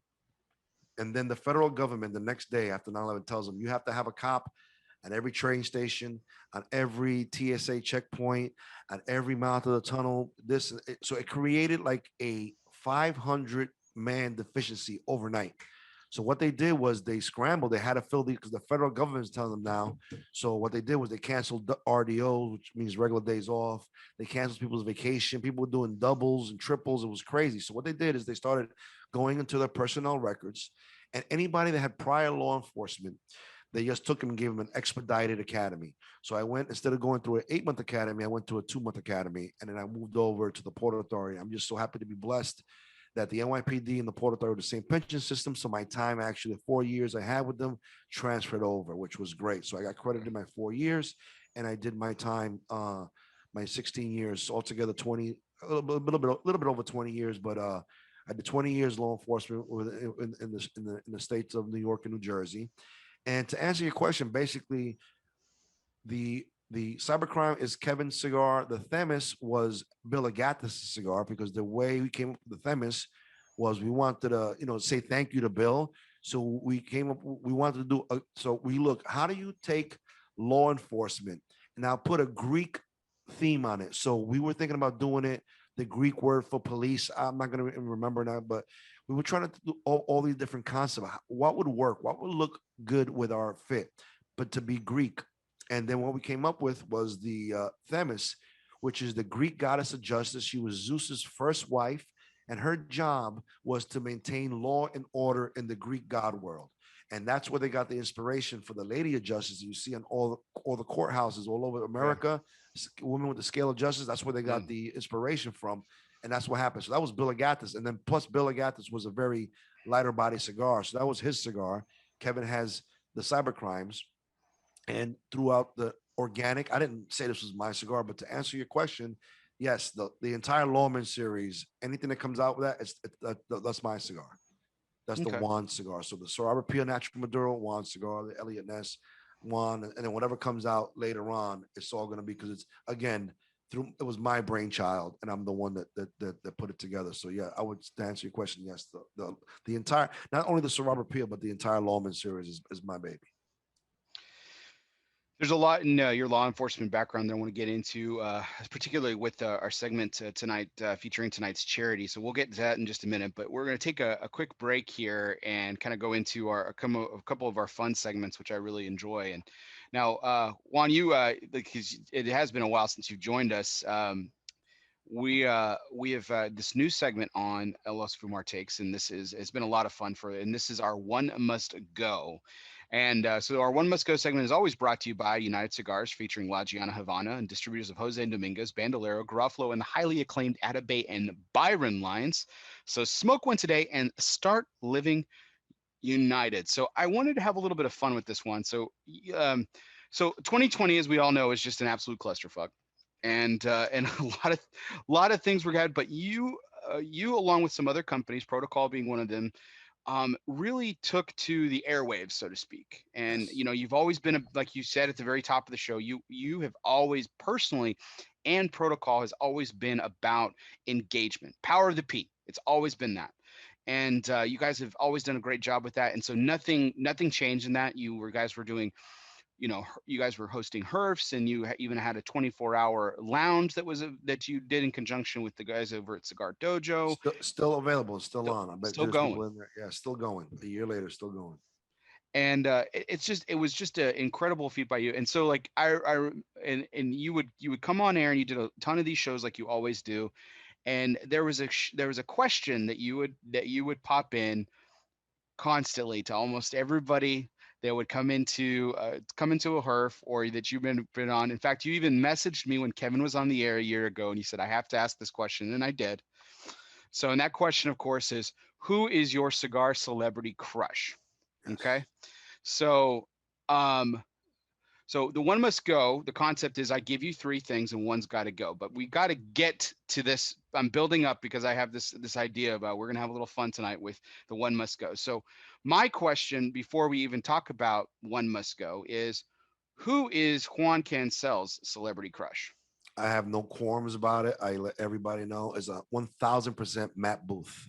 Matt Booth. Matt Okay. Booth from Room 101. I actually recently, I don't have it on me because I went to go have it cleaned, but room the Matt Booth has the Room 101 jewelry. Of They course. they do some beautiful pieces, and I've always just wanted this big, manly Cuban link thing. So I'm like, I reach out to Matt Booth. I'm like, bro, I need a silver, sterling silver, beautiful Cuban links wrist armor and some neck armor. I want to boom. So this massive. I don't have it. I wish I had it on me, but it's being cleaned at the jeweler because I never knew silver tarnishes so fast. So I got Oh yeah. tired of.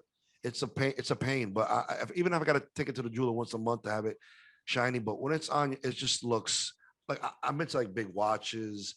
I like the big jewelry. That's just who I am. And I got these two pieces from Matt Booth's. Shout out to Matt Booth. If you guys want to see some great jewelry, Mhm. Matt Booth, Room 101 has some great stuff. So I've met Matt Booth, and he is sort of another, like when you look at Matt Booth, he's like out of the box. He's not your typical, he's not your, and I don't, I'm going to say this, not being disrespectful to this. It's actually me being very respectful.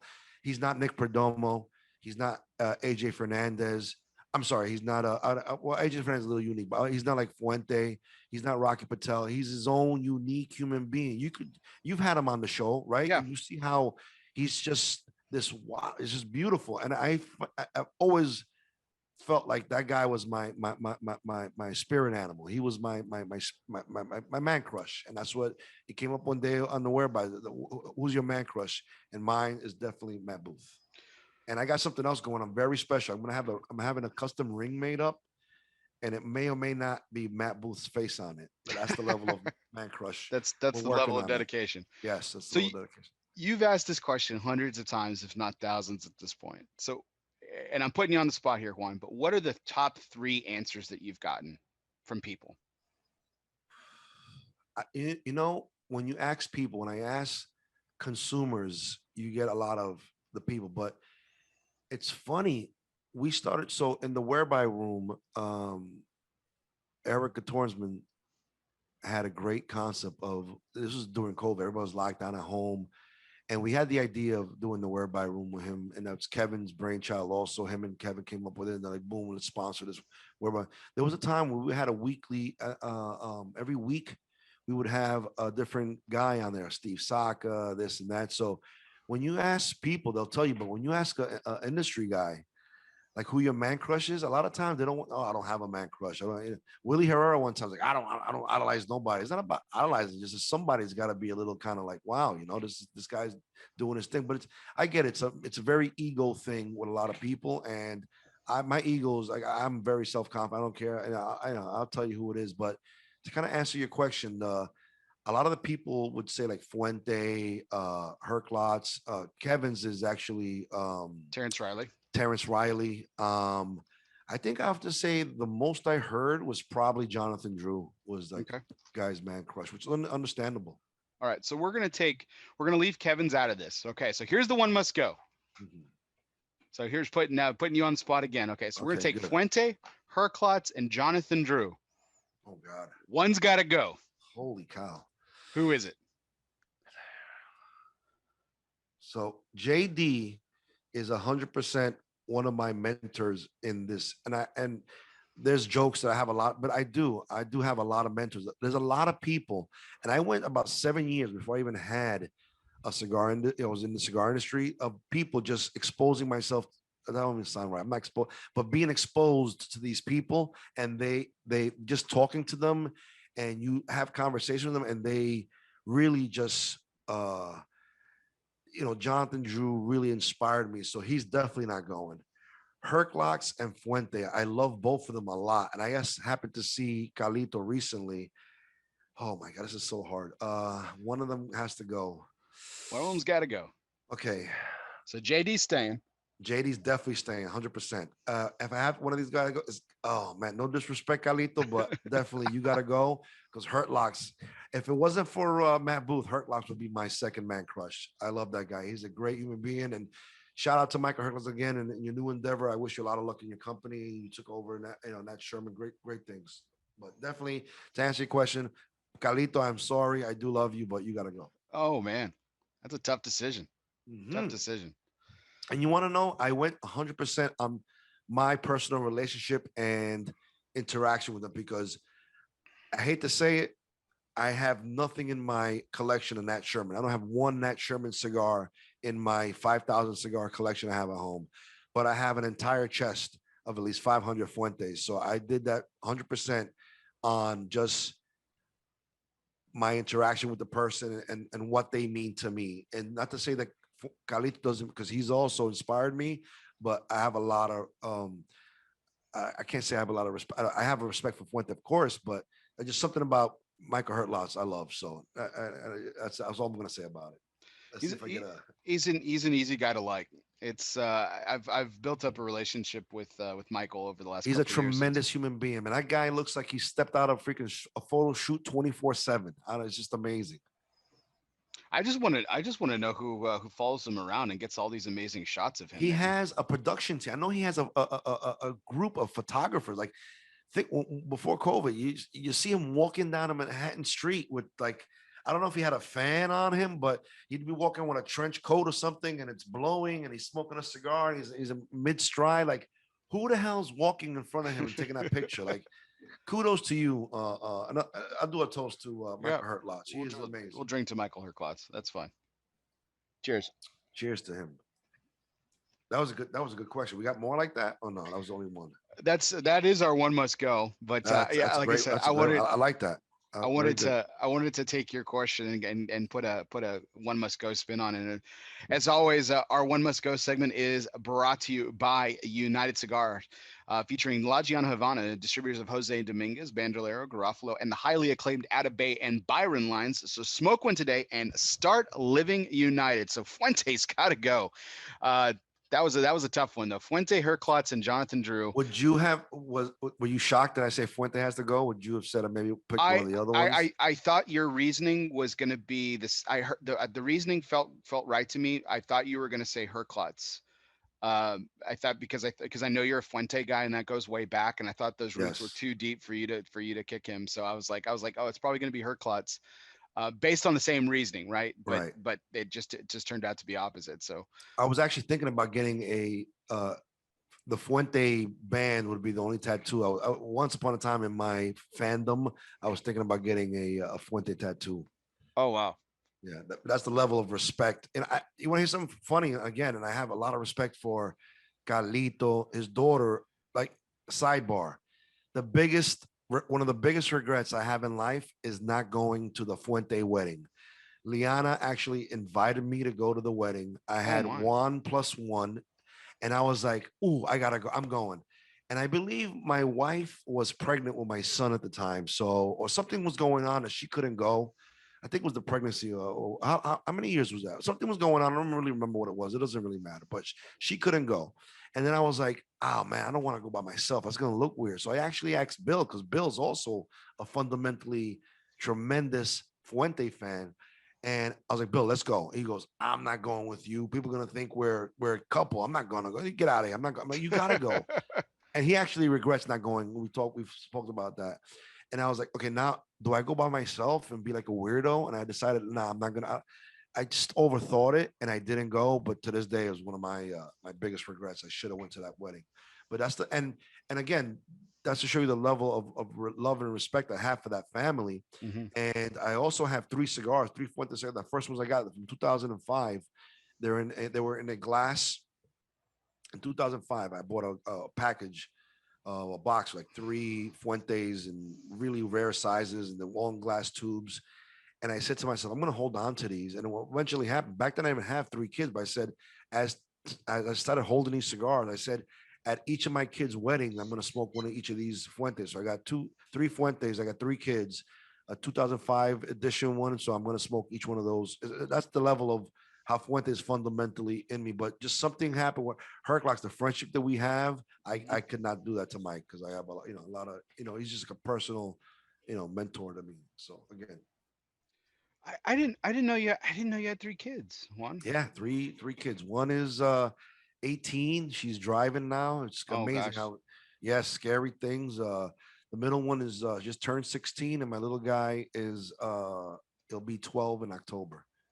So one boy and two girls, or One boy and two girls. That's correct. Yes. oh, and is the boy named after you? Did you go No, classic I there? don't. I'm a junior. I didn't want a Juan the third. So I think Juan is too stereotypical. It's like Jose, Juan, Jose. I was like, nah. So we went with Jonathan. So that's his name. Oh, that's funny. Yeah.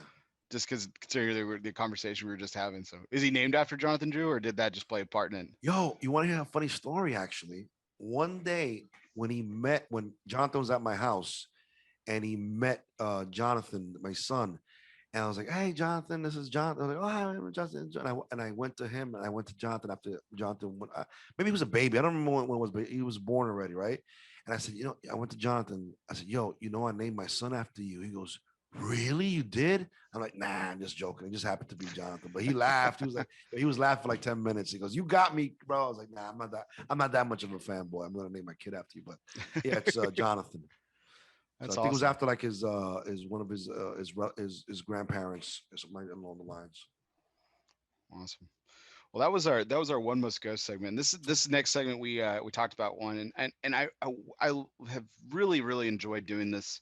I started this tradition on my birthday late last year in October, where I've started to ask my guests to come in, and we're going to spotlight, highlight, and raise awareness for a charity or nonprofit of my guest choice. And when I posed this question to you, I said, "Hey, think about it," and you didn't have to think about it. You came back right away and you said, "We're going to do Tunnel for Towers Foundation." Now I'm going to do a little brief intro in it, but I want you to take the floor. I'm going to stay silent for a few minutes. I want and let you talk about it, but I just want to give a brief story about this because I when you told me about this foundation, I'd heard about it a little bit, but I didn't really know too much of the backstory. So I went and read some about it, and just what a beautiful story of sacrifice and love that this foundation is rooted in. So it was a firefighter, Stephen Gerard Siller.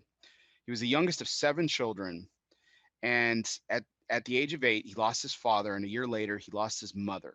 So he became an orphan, and he was raised by his older siblings. And for a while, he went through a period of struggle and everything, but his love of family and his family's love kind of carried him through, and then he became a fireman. And we talked about 9/11 a few moments ago, and on 9/11, Stephen, who was assigned to Brooklyn Squad Number One, he just finished his shift actually. And he was on his way to play golf with his brothers, and then word came out over the scanner about what was going on. He didn't hesitate. He called his wife, said, "Hey, tell my brothers I'm going to catch up with them later." He grabbed his gear and went to work, like a lot of you that day. Yep. He drove his truck to the entrance of the Brooklyn Battery Tunnel, where he couldn't get in because it had been closed down. He grabbed his gear, 60 pounds. 60 pounds, raced through on foot through that tunnel towards the towers, and he gave his life saving people. Like so many, too many that day. That story is a beautiful story. And it's a story that happened probably several dozen times that day. There were cops in the NYPD and the Port Authority that were off duty, that they didn't have to go down there. There was a cop that I believe in the NYPD that had just maybe retired. I don't remember the story, but he was actually going into acting. He had just did I guess a screening or whatever they use in the acting where you're trying for a part, and he saw what happened. And he went down there, and he also lost his life. So many people that were off duty, were not on the clock, and went down there. And we had guys on our job, the Port Authority, NYPD. They did the same thing, and it was an amazing. Like that day, we lost 343 firefighters from the FDNY. We lost 37 police officers from the Port Authority. We lost 23 from the NYPD, and these are people that's why you know I been a cop for 20 years, and I know what it is. I know the media, really plays us as bad guys, and it was something we wanted to do, and we knew that making a brand that was law enforcement themed, to honor the men and women of law enforcement and first responders in general. And being a cop is like the stock market. Sometimes your stock's hot. Like after 9/11, everybody loved cops, but something happens and things happen and things go wrong and somebody dies, then your stock goes down. It's like a roller coaster ride. And as we knew we were going to have ups and we are going to have downs, but that didn't deter us from the fundamental of this company. We wanted to, honor and pay homage to the men and women that sacrifice every day, sacrifice their lives and put their lives at risk for the safety of basically for this country, for the people, just the natural order of things, just for you to live in a safe country. We're over here risking our lives. And the bottom line, in my 20 years, I never saw any kind of police corruption. I saw men and women every day praying to God just to make it home safe that night so they can go home to their families. And all they wanted to do was make a difference, make people's lives better. And it's the same thing that happened on 11 in the tower. And when you ask me what not for profit, what charity we want to do, and Tunnels to Tower came up, right? They have a great 5K race to kind of walk in the same steps that that firefighter Silla went through from the Brooklyn Battery Tunnel all the way to the towers. And it's just a great organization. People could, if you Google, I didn't write the website, but if you Google Tunnel to Towers, this, and it's become so much more. And it's become now, it was started off like a firefighter thing, but then it just blossomed and grew into this thing where first responders, EMS guys, cops, firemen, anybody that dies in the line of duty, serving their country, in the safety of the people that are out there. And sometimes, they have hardships. They build houses for officers that get, and first responders, not even officers, first responders that get hurt. They build these special houses that are, let's say if somebody's, debilitated and they can't, they build houses that are these smart houses, and they do so many things, and they do fundraisers. It's just amazing what this organization does. And all you guys have to do is Google Tunnel to Towers. There's things you could do, pay $10. I mean, and they get great funding, but it's the money. It's beyond firefighters. It's beyond cops. It's all first responders nationwide, not even New York City. It's nationwide, and the stuff they do, and it's amazing. And actually, when Caldwell approached us and said, which we're going to do something for, which 9/11, which organization would you want to do? And before it came out of my mouth, he goes, I'm thinking tunnel to tower. And I was like, that's exactly what I was going to tell you. Tunnel to tower is the one to go. So it's a great thing. And you guys could go on there and look at it. If, maybe put a link for the guys to see, but it's pretty amazing. It's just what they do is like, and it's gone to military. It's grown so much. It's gone to from one firefighter, from the sacrifice that one human being does, and then all first responders, military. We all do the same thing. We sacrifice our lives, and there's a day that we, a terrorist attack happens, or just whatever, doing a car stop or whatever it is, you can lose your life. And this is Mr. Stiller, firefighter Stiller lost his life that day amongst another 342 firefighters. And this is organization was born of that, and what it's done. You can see on there the fallen firefighter. They do military. It's just amazing. It's just It is an amazing organization. And when you asked me that, that's the first organization that came to my mind.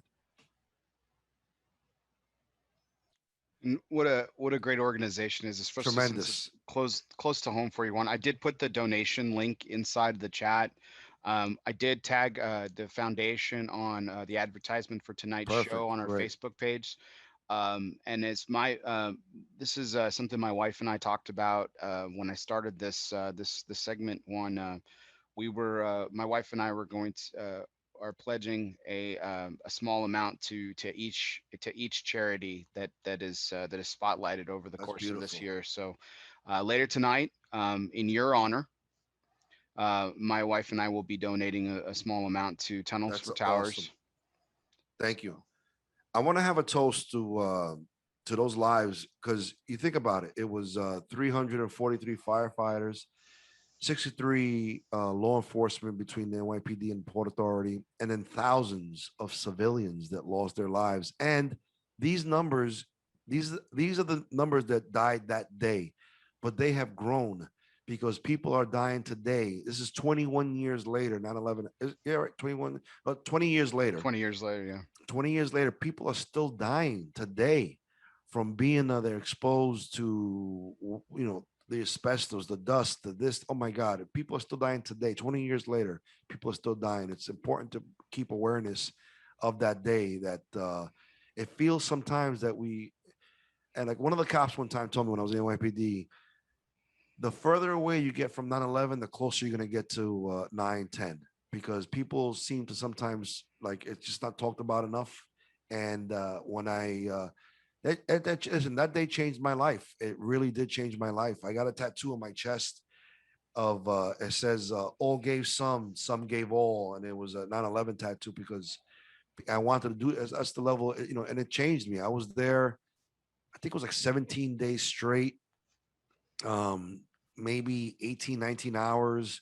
I would go home and my boots would be melted. And, they were gracious enough to, to give us boots the next day or whatever. But I was there and it was just, it was just like it's funny how, I have, thank God, knock on wood, I have no real health issues from the day, but we all, a lot of the cops that were there, first responders that were there, it has affected us. And I really, I think like most guys, I just lock that up down somewhere and just not talk about it too much, but it does affect you and it does affect the person you are years later. It's something that 9/11 is always going to be something it's always going to be part of me. There was a time when I would not go out. I would not have a good time during I wouldn't go out to anything that had to do with having a good time. That was my day of mourning, 9/11. It wasn't until a lieutenant, he actually retired. His name is George Morales from the NYPD, retired lieutenant. He invited me to a boat ride on 9/11. I was like, let's go. I'm like, I'm not going out. It's 9/11. That's my mourning day. Like I would go down there and just mourn and whatever. And he goes, listen, a lot of us lost our lives down there, but we got to keep on going. You have to somehow survive that. You have to. And I was like, all right. And I went on this boat ride, a cigar, and I had a great time. It was the first time in probably 8 or 9 years that I had any kind of a good time that day. Like I wouldn't do any kind of event, no cigar, nothing like that, especially in the company. We wouldn't do anything, but now it's a little bit better. So, but thanks to George to help me understand that you can still mourn, but continue on with your life. So yes, we encourage you to check out the Tunnel to Towers Foundation. Juan's choice for tonight to spotlight and highlight. Please consider donating. What a tremendous cause! And you mentioned the further we get from 9/11, the closer we get to 9/10. I can't think of a more fitting mantra because I feel like yeah, we're here. We are this year will be 20 years from that fateful day. And Yes.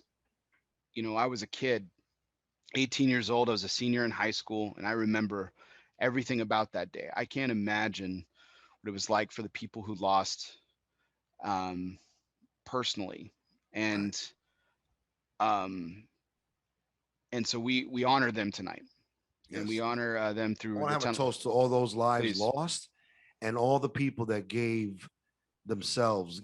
Some of us gave lives, but we all gave something. Some gave all. But thank you for the service that all first responders, not only cops, firemen, EMS, those first, thank you very much. Nurses, thank you, first responders. Cheers. That was emotional. So one, I do.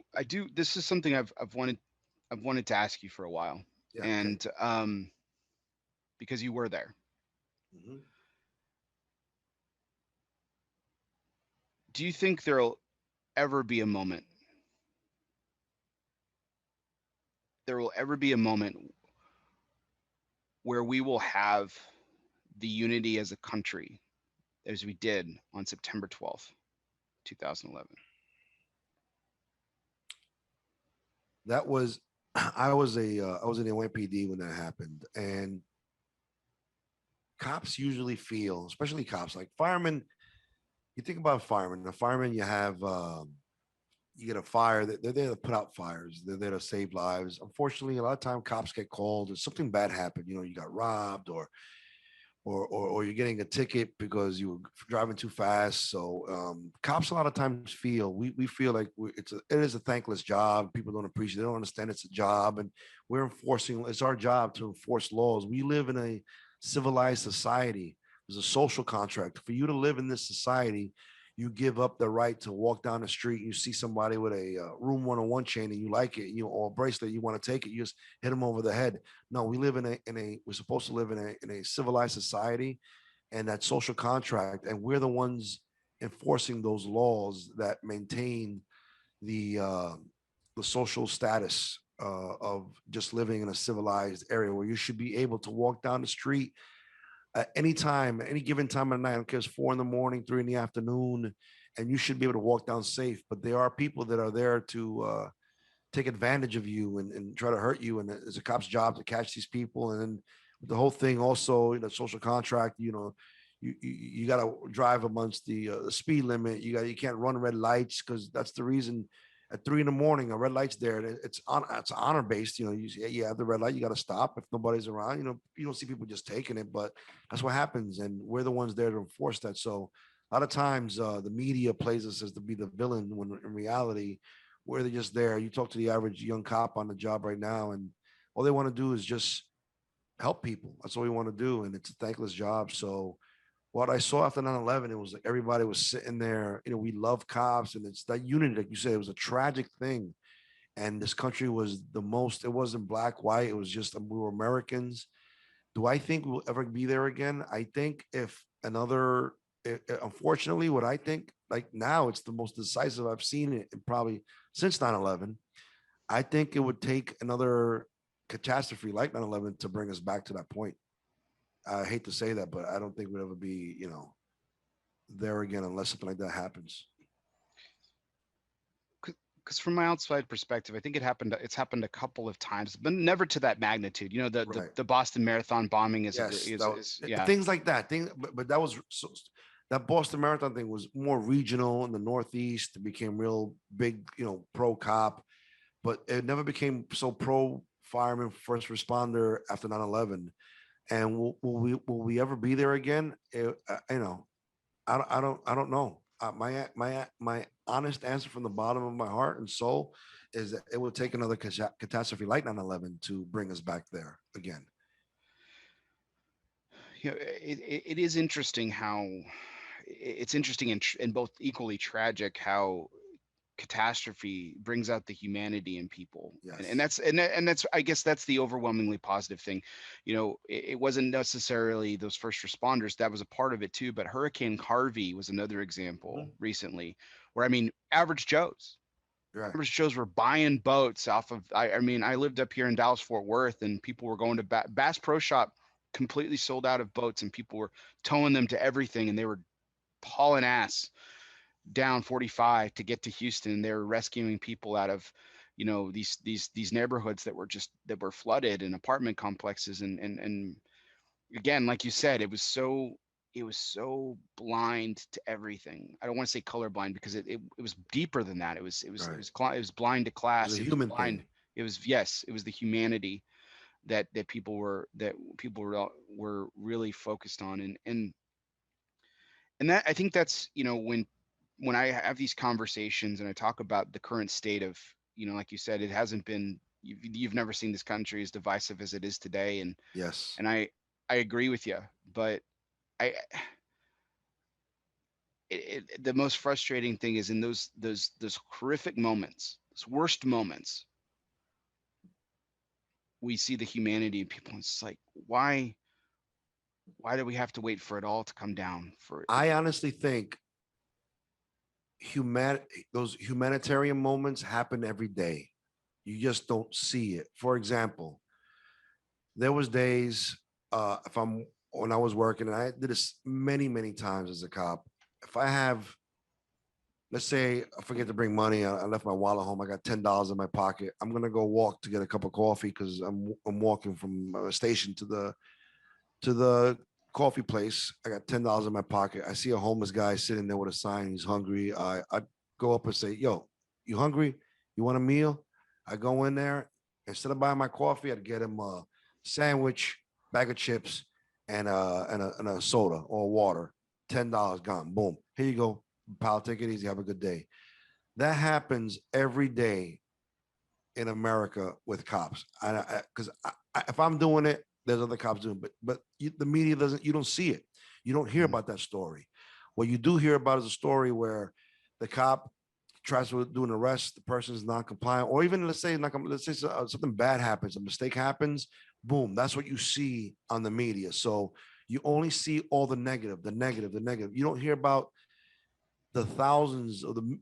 So I believe something about a statistic. There's 3 million interactions throughout the year in America between cops and civilians, be it whatever kind of interactions. And then out of those 3 million interactions, 200 people wind up maybe 200 lives lost is terrible. But when you look at the statistics, when you look at the percentages of that, it's minuscule. But those 200 bad incidences is what gets the media plays because that sells me, it sells newspapers. The old cliche sells newspaper, but you're not hearing about all the good stuff. I've seen in Brooklyn a drive-by shooting, a little girl. I'll bring race into this. A black girl's there bleeding. A white cop goes up to the black girl, puts pressure on the wound, calls EMS for calls for EMS over the radio. EMS says they're tied up, they're 10 minutes out. That guy knows that girl does not have 10 minutes. He grabs her, holds the wound, tells his partner, let's drive to the hospital. Holds the baby in the back seat. Baby's bleeding all over him. You don't know what the baby, God forbid, has AIDS or whatever's going on. You just totally disregard yourself, and you are there to help as humanity. And they drove this child, lights and siren, to the hospital. The baby was saved. Beautiful. Not a news, not nobody. Who knows about that? Other cops that were there and saw that.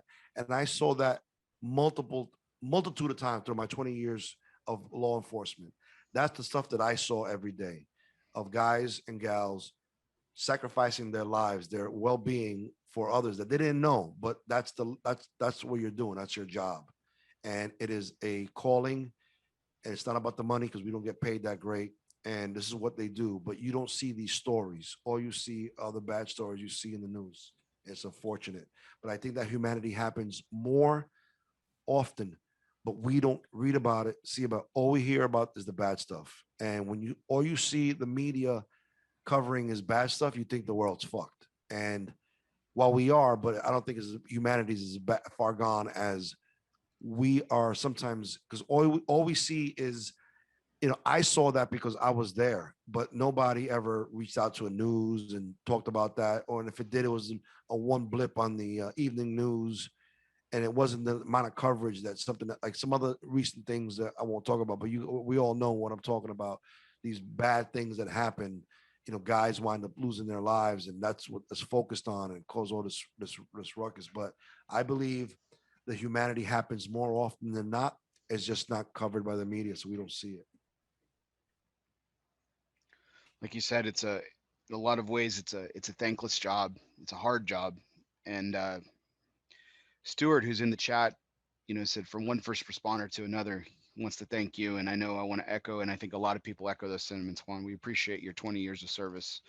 It's my pleasure to serve the people of this country, because I believe cops like military, and same thing with firemen, all first responders. It's a service to your country. We're not in the military, but in that it's still, we all live in this country, in this great country we call America, and we're out there trying to make people's lives, just for everybody to live safe. And that's what we try, from the ghetto all the way to the best neighborhoods. We just want, everybody just wants to live free and safe, and that's what we try to do. We try to support that. Absolutely. Well, Juan, thank you so much for bringing the Tunnels to Towers to our attention. Absolutely. And again, please consider donating in that link or on the Facebook post that advertised for this show this evening. Just go on the LOS Fumar page and you can find it. Hit the donate button. This is one of the great things. There's a lot of vitriol. We talk about what you see, and there's a lot of vitriol about Facebook too, about how it can be pretty toxic and everything like that. But one of the great things about Facebook is you can raise money for a Yeah. multitude of foundations, and they don't take a penny.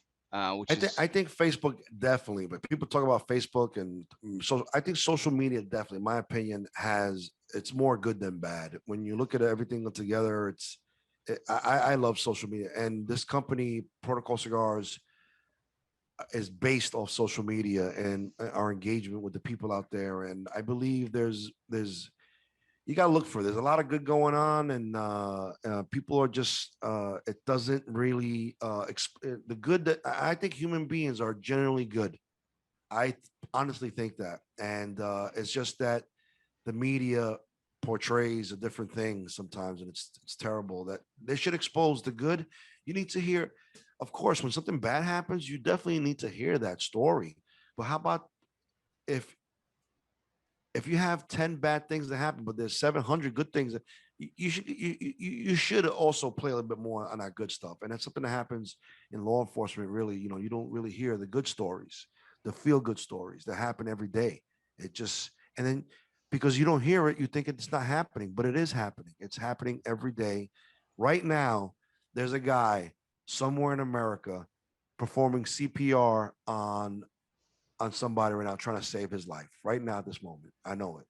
And and if he does save that person's life, he or she, we won't hear about it, but it's happening. You know why I know it's happening? Because I've been there and I've seen it happen, but you don't hear about it.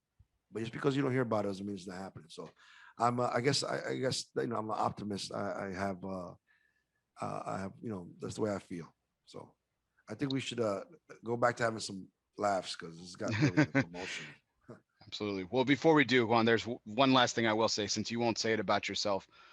On behalf of the countless lives that you probably saved in your 20 years, thank you.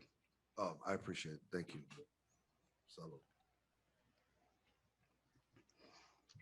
So yeah, let's get back to some joy here. Yeah.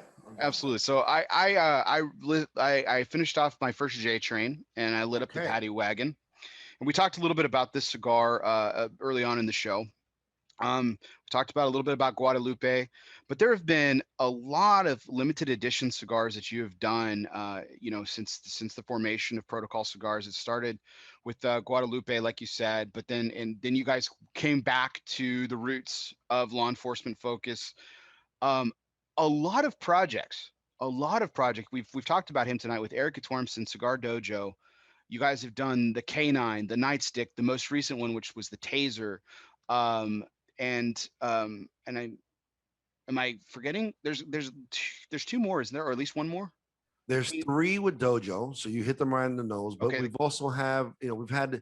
So the things we do with that is the Dojo and I, we have a great relationship. And I was actually one of the first, maybe I think I was like number 400 that actually joined the Dojo. And great online society, great social media group, and it's just awesome. And just group of like-minded people that love cigars, they don't want no drama, and all they do is post cigars. And when I first saw Dojo, I was nowhere near even having my own company. It was just me, like a cigar geek. And when you're a cigar geek, you want to do cigar geeky things. And I saw the Cigar Dojo and I fell in love with it. And I actually, Eric has said it a few times, like when I saw what they were doing, I actually reached out to like people in the industry. Like I remember being in a conference call, Rocky Patel and Nimish and Nish and some other people. Juan, tell us about the Cigar Dojo. And I would sit there and tell them everything. And not that it's, but I'm the one that kind of introduced Jonathan Drew to Cigar Dojo because I reached out to Jonathan. Jonathan, you gotta check out this app, man. It's freaking dope.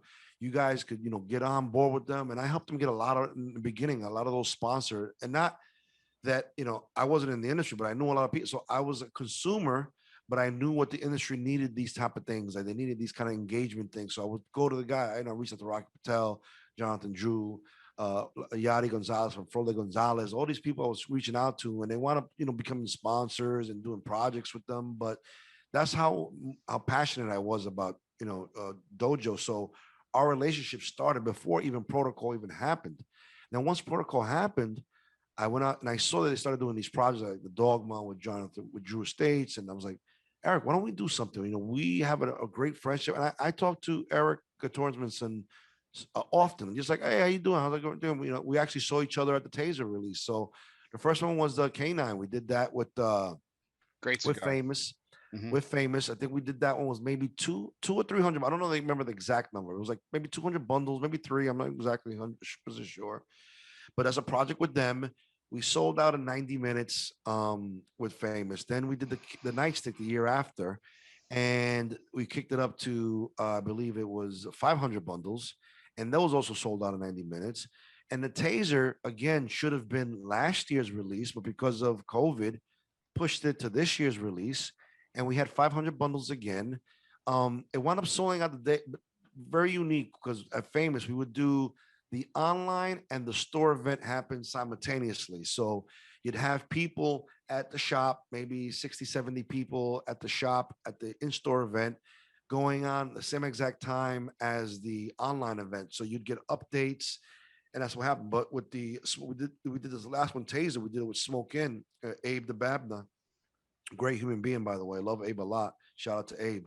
Um, he wound up doing the online sale first, and the actual in-store event was like 7 o'clock of that night. So by the time the I believe they had happened simultaneously, but it's a long day, man. Being there from about 11 to whenever the store closes at midnight, it's a long day. But they decided to do the in-shop uh, event later on that night at 7. So we wound up selling out whatever X amount. They pulled some bundles from the initial 500 to have in store, but we wound up selling out. So it wasn't the 90 minutes that I was expecting, but I believe that's only because the two events didn't happen at the same time. They didn't coincide with each other, but we wound up selling out. Great cigar, great projects. And we just love doing that stuff with Dojo.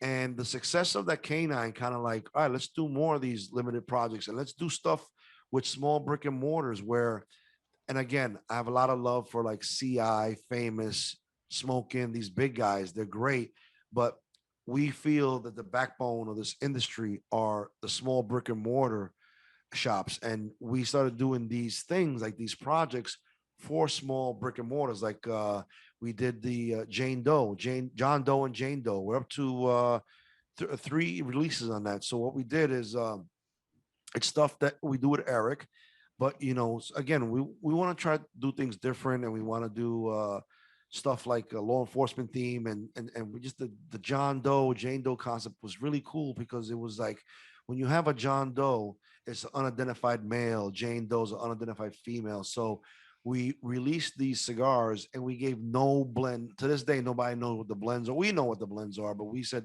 this is part of the marketing. When it says wrapper unknown, binder unknown, filler unknown, and it has been a testament to what we've created, that we could put out 200 or 300 bundles of a cigar and say, we're not telling you what the wrapper, binder, filler is. We're not giving you zero. We're giving you zero information on it. And each of those have sold out. And it's helped the brick and mortars that, it's like an instant little cash flow. Boom. They get 500 bundles. It's not like they're sitting on them for months. They're gone in a day or two. And that's a testament to, I believe, the relationships that we've built with the cigar shop owners, and more importantly, with the consumers, that these guys have faith in the cigars that we come out with, that we know we're not going to come out with a shitty brand or a shitty stick. It's going to be a great quality cigar, and they sell out. So this year we are releasing a John Doe and Jane Doe 3.0. 3.0. And Okay. 3.0. This is the third year doing that. And we've had a few other like great releases. We've had J Train. I spoke about that, John Reamer's cigar. And that is for a Facebook group called the Johnny Smokes Uncut Facebook group. And we released the first, I think it was like 200 bundles. Those sold out, but those are going to be open to. We did it first with Brian Lewis. That also helped them again, but that was going to be available once we do the first production run was gone. We're going to do other ones, and that was going to be a national release. We open to anybody who wants them. It's a great little cigar. And again, what we do with these when we do these limited editions, we try to incorporate the spirit and the soul of the person we're doing it with. So J Train, he was part of picking out the blend, and he did a great job. And he specifically said, "I want something different. I wanted something to come out of Lazona, but doesn't taste like a Lazona product." And I think we did a great job with that. The Paddy Wagon, which we spoke about before, is another one we did. That was a great stick. Again, Brian and I, we've become great friends over the years. And he definitely helped us picking that blend because we want them to be part of the process. And we also did Coppers. Coppers is another great cigars we did with a shop called Vintage Cigar Lounge and Cigar Club in Westerly, Rhode Island. That's an ongoing series. We have another one coming out. You'll get the exclusive on this. We haven't put a press release out, but we're doing one for Meta Cigar Company in Oklahoma City. Oh, We're actually okay. doing a 3-day event for this one. We're going to do, they have 3 locations in Oklahoma. I believe one's in Tulsa and then two locations in Oklahoma City. So we're doing like a Friday, first weekend in June. We're doing an exclusive cigar for them. It's going to be an ongoing thing yearly. So we're doing across 3 of their stores in Oklahoma City, which is probably not too far from you if you wanted to drive up from Texas. It's probably Yeah. what, like a 4 or 5 hour drive. I don't know. Is it? Yeah, well, Marta in OKC is like a 3.5 hour drive, so it's That's not bad at all. So when we release that, if you want to come by, you're more than welcome to. what's the name of that So project one? I'll let you know. It's called the Law. The Law. The Law. Nice. So what we do again, we always try to incorporate that company that we're doing, that brick and mortar shop. So when you look at our mentor, they're Oklahoma City. A lot of time when you think about Oklahoma City, you think of the Wild West, right? Mhm. It's just something that comes to mind. So we did a Wild West theme, and it's going to be back in the days of Wild West. It was called the Law. You're running away from the law, and the packaging looks very old school, rustic. The cigar is going to look very rustic. It's going to be almost like something like Clint Eastwood, what you see in his mouth back in those days. So we did a very Wild West lawman kind of the law. So we call it the Law, which is pretty cool. I also designed the artwork for that. We're very excited about that. So we got that coming up in June. And we have the Jane Doe and the John Doe coming out this year. What else have we done? There's a few other ones. I guess the nightsticks, the nightstick, the canines, the tasers. The Are also Confidential Informant, the CI. Confidential exclusive. Informant was a great thing we did with CI. And actually, when we first sat down with CI, I went to Laura Barlow, and she worked for CI at the time. I was like, oh, I got a great idea for an exclusive. You know how you guys called Cigar Internationals, nickname CI? A CI in the police world is confidential informant. And they were Yeah. like, "Ooh, that sounds cool. I think you're jumping ahead of the wagon, so to say." She was like, "But that sounds cool." And then a year or two later, they came was like, "Yo, you told Laura during this thing about the confidential informant. Let's do it." And then we wound up doing it, and we did that. The packaging looked like a VHS cassette tape. It was really different, and those are great little projects we do with people, and we just love doing these things. So, one could argue that along with the Guadalupe, there's another special release that you guys do that's not necessarily to law enforcement, other than the fact that it's got the protocol name on it, but the pool party cigars. Yes, the pool party cigars. So I'll tell you about the pool party. So just let you guys that are watching know, if you guys want to go to the pool party, It's Saturday, July 17th. If you go to protocolcigars.com, you go to events. You guys could go it's now a ticketed event. Year one, we did a cigar. So what happens is when you ticketed purchase price, you get unlimited food, adult beverages. Um, we always save all our unicorns, and when we do events like this, we do raffles. So there's going to be a chance for you to winning some great unicorns in the raffle table. There's going to be a DJ. There's going to be a live band, an Olympic-sized pool, a hot tub, and we're there all night just partying, having a great time. This year is $200. You're going to get a special that includes a 10 pack. Right there, you hit RSVP, and we got like 200 bundles of the cigar made, and so I've always kind of been. I'm not what's the word I'm looking for? Like I always thought barber pole was very cliche-ish, too gimmicky, and I was like, I never would think about doing it full production. But I said for a pool party cigar, year one we did a Mexican San Andreas, great little cigar, sold out. Whatever production, whoever attended that party, we gave it to them. Then we decided this year, was like, we're doing protocol party year two. And it dawned on me, how about doing a barber pole? We do the same wrapper for the probable cause, which is Mexican San Andreas, and then do the Themis, that's the Ecuadorian Connecticut wrapper. So we got this beautiful barber pole, and it is gorgeous with this little pigtail on it. It is this pretty thing. I've not smoked it yet, but I'm saying it cannot be bad because probably two are best sellers, the probable cause and the Themis. Combine that, the complexity. As you're smoking it, you're gonna taste the changes. We're really excited about that. So when we had an early bird special, but it's now gone, unfortunately. April 1st, originally we did it for $150. Now it's $200, but it's an all day thing, and it's just an amazing. It started off first at Kevin's house. It was originally Kevin's birthday party, and I think the first year we said we have 20 people and want to be in 30. The second year we had it we said, okay, let's kick it up to 40. We want to have it 60. And it became a thing where it started to grow. And this is Kevin's house, his personal house. You can't have 60 people at somebody's house. It just becomes too much. And then people will get upset because they weren't getting invited. And they were like, oh, I'm not, important enough to you guys to get invited. So to kind of like to not to hurt people's feelings and just kind of we just had to boom, we do a ticketed event. And last year was the first one we did it. It was again all you could drink, all you can eat, cigars. It was just an amazing time. And I think this year is going to be even better. And we're excited about that. So if anybody wants to, you saw the link over there. At $200, you get the bundle of the Protocol cigars year two, the Barber Pole, Themis, Probable Cause.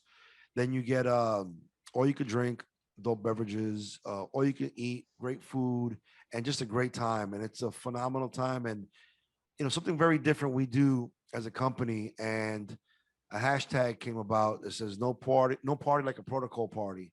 And because when we would do events, it always became like a party atmosphere because again, I never really adopted the concept of I'm a brand owner. So it wasn't like, you see this cigar would go great with this scotch, and we're sipping. And no, when we're there, we're drinking, we're laughing, we're listening to music, we're having jokes. It's a party. It's just imagine like a wedding or a party and you're just having a great time. And that's the concept that we've kind of gone with. And I believe when we have that party kind of good time atmosphere, that really led to a lot of the great the fan base that we have and the supporters that we have are from things like that nature.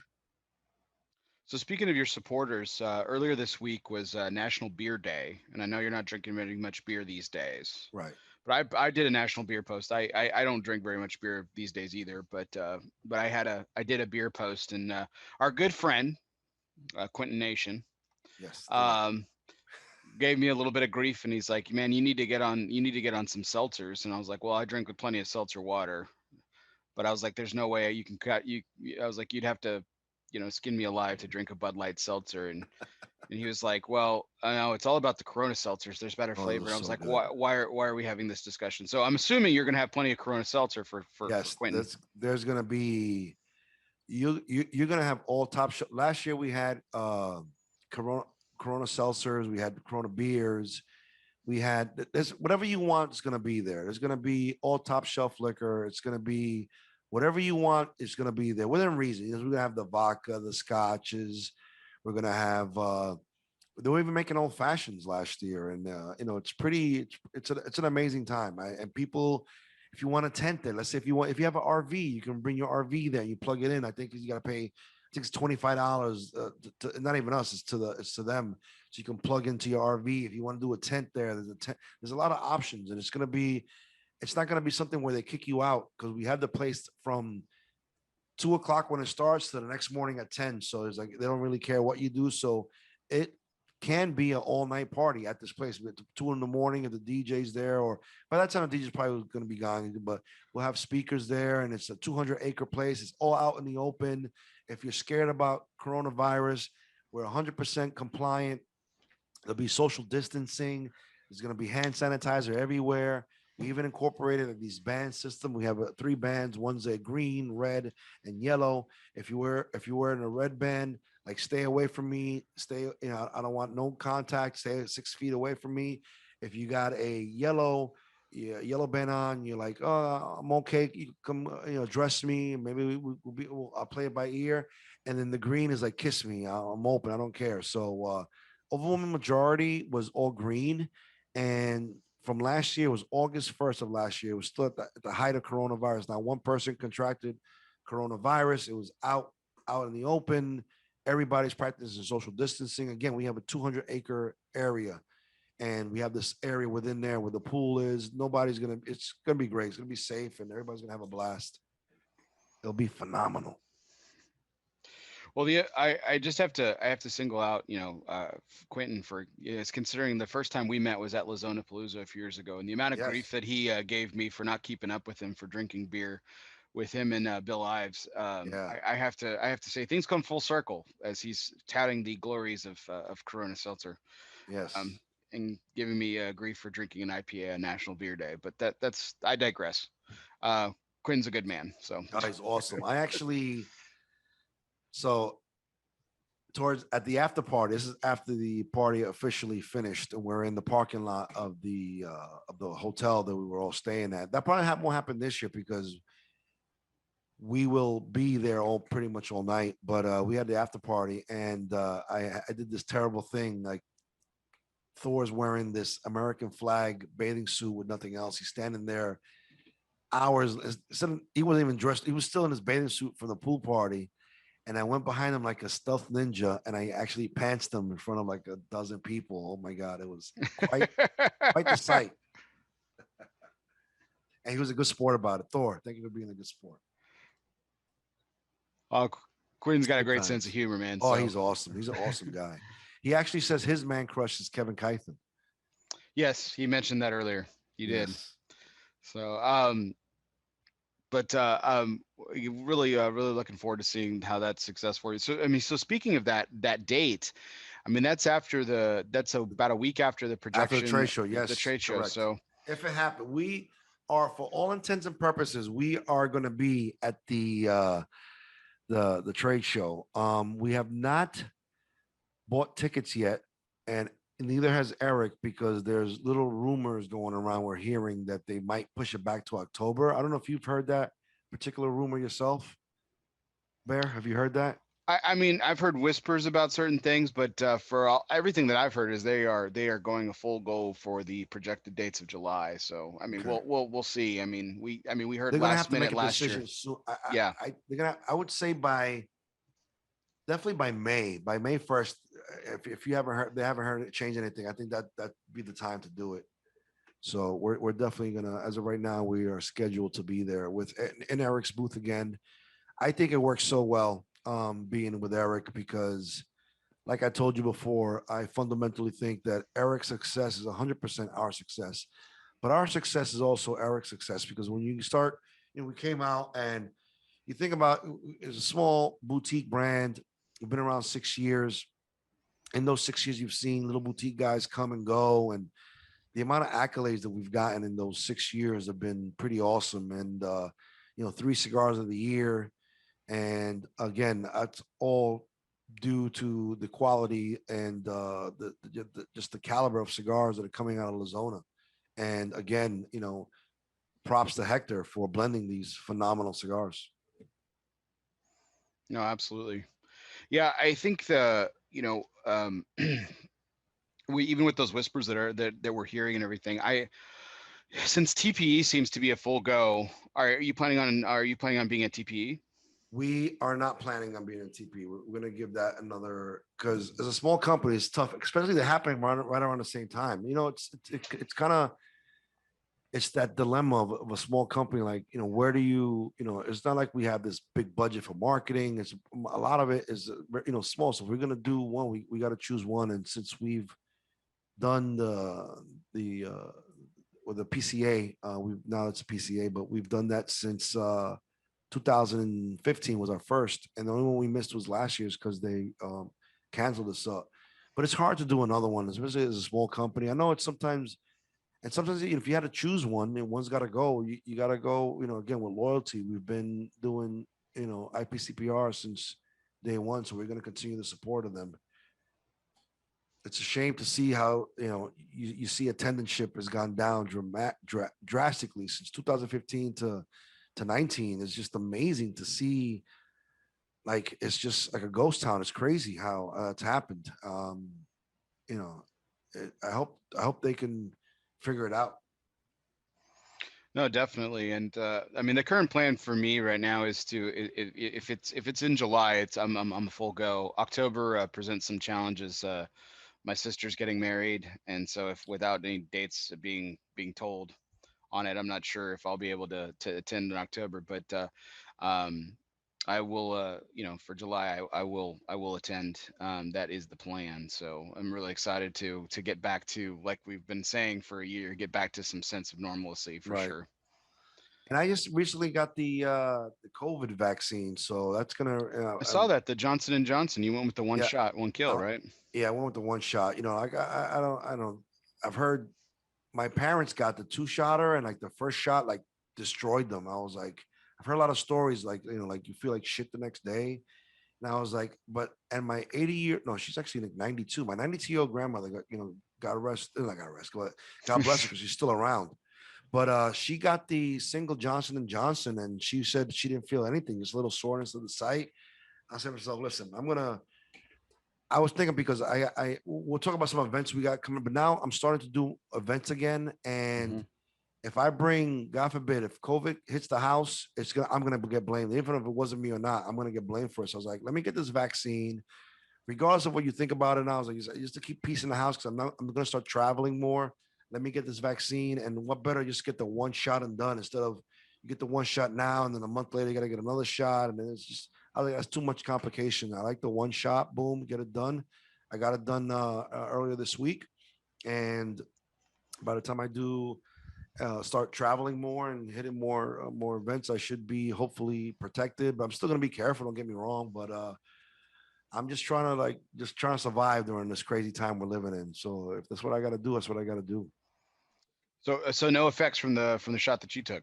Slight soreness, and that was it. Mhm. At the shot site, a slight soreness. That's about it. Like if somebody punched you hard in your shoulder, that's pretty much what I got. That was it. I didn't feel bad. I didn't feel sick. I did feel fatigued, but the day before we got a shipment in of like 700 pounds, so I was lugging those up the stairs. I think that's from that because I'm not a young buck anymore. I'm 48 years old, so it's a lot of work. But But this is what being a small business is about, is you being more hands on, like grassroots stuff. Like every every cigar box that people get, my hands have touched them because I am the one that received them. I unload them, put them in our humidor. When the orders come in through whatever store it is, I'm usually Kevin and I are the ones that are packaging those up and sending them out. So that's how hands on we are to all our product. It's people like I, not that it's nothing wrong with it, but like Rocky Patel's not touching every box because he's the scale that the size and the Mhm. magnitude that he is. He's not, but we're small still. So, we get whatever a few hundred boxes and we send them out, and it's just Kevin and I doing all the shipping, and that's how we do it. So if you see a fingerprint on a box, it's probably mine. Oh. Well, this is the time of night where I've just got two more questions for you. And so it's Sure. always the time of night where I always thank my guests. This is even in times of COVID, Sunday night is family time. And so it's a Mhm. time for you to relax and be with the ones that you love and everything. And I know you've got a really tremendous busy schedule. I reached out to you on short notice. You came on with me. I can't thank you enough. That I'm was so my grateful pleasure. for you. I was due to get back on anyway. So you had Kevin Yes. on last year, so it was my time. Absolutely. I can't thank you enough for the opportunity. And so last two questions. So on the note of PCA, and you mentioned loyalty, and you mentioned that you've been that's the show you've been to since day one, since the company was founded, and it's one you can going to continue to support going forward. But you did mention about the dwindling attendance and everything.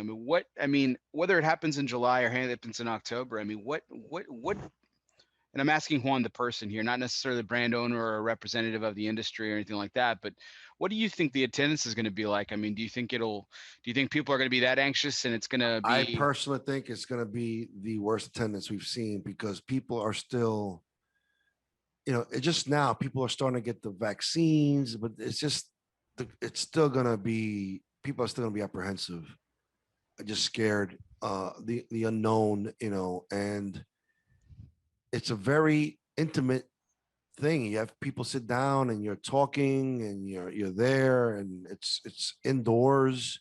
I think people are still going to be scared. I think that people, even though they say they're going to do it, they're going to be, a lot of people are going to be like, I'm not going. I'll wait till next year. So I think it'd probably be a wise thing to do, just to like, again, just err on the side of caution.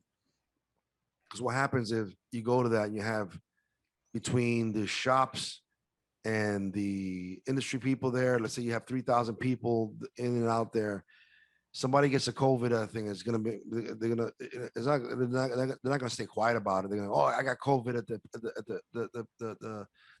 PCA, and it's gonna be a disaster. I think it's gonna be worse off there.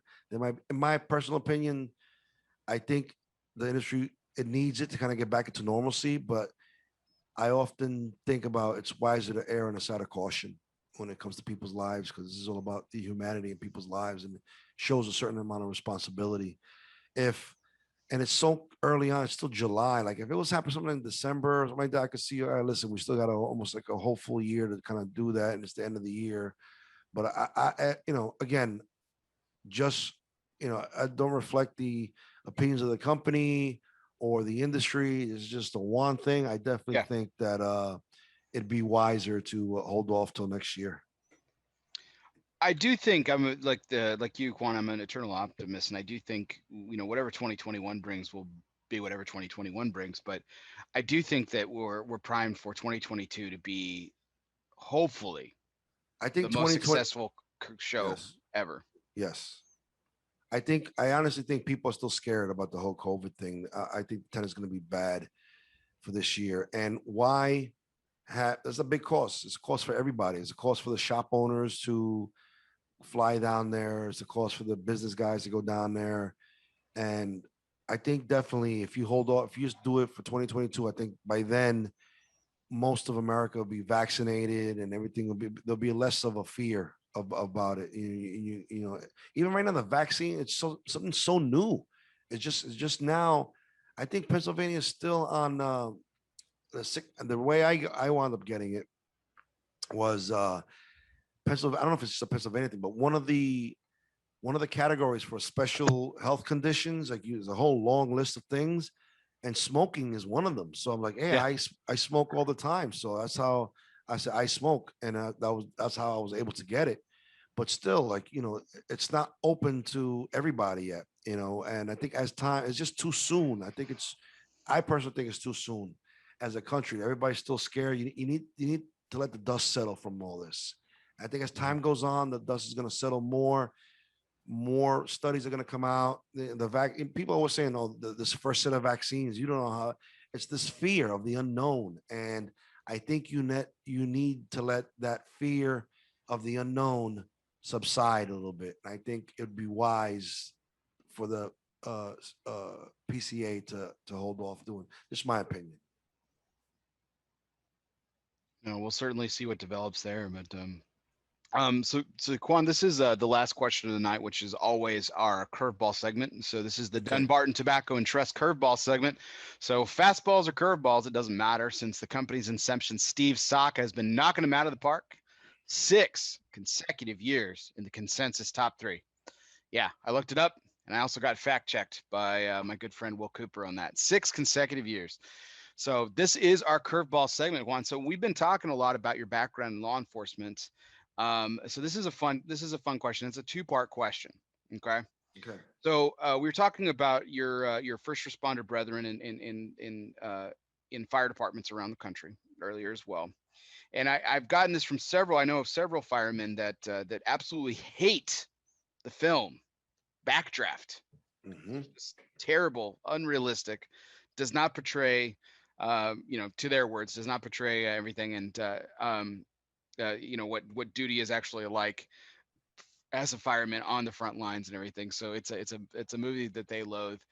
So I'm not going to ask you about films, but I'm going to ask you about the person. So who is the this is, like I said, a 2-part question. Who's played the best cop in a film, and who's played the worst cop in a film? Ooh.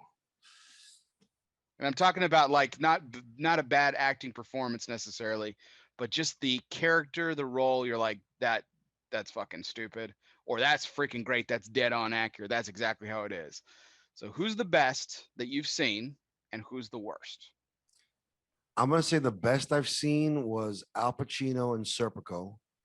That's probably one of my favorite cop flicks because it was hard for him. Back in those days, policing has evolved throughout the years, throughout the centuries, and I believe right now, while the media might portray as the most corrupt now more than ever, I think now I believe is the absolute opposite. Right now, you have the overwhelming majority of police officers out there are very conscious and they don't want to lose their job, and all they want to do is again get home to their families. So but back then in the 60s, I guess with Serpico, a lot of corruption going on. That was a great, just Al Pacino's a great actor. I believe he did a great job uh, playing Frank Serpico in that movie. And I really enjoy that. The worst cop, and I love the actor, Denzel Washington in Training Day. I think that was the most absurd thing of a bad cop type thing where it was a great movie, Right. but it was just I can't see nowadays any because it just that wouldn't a guy like that wouldn't survive.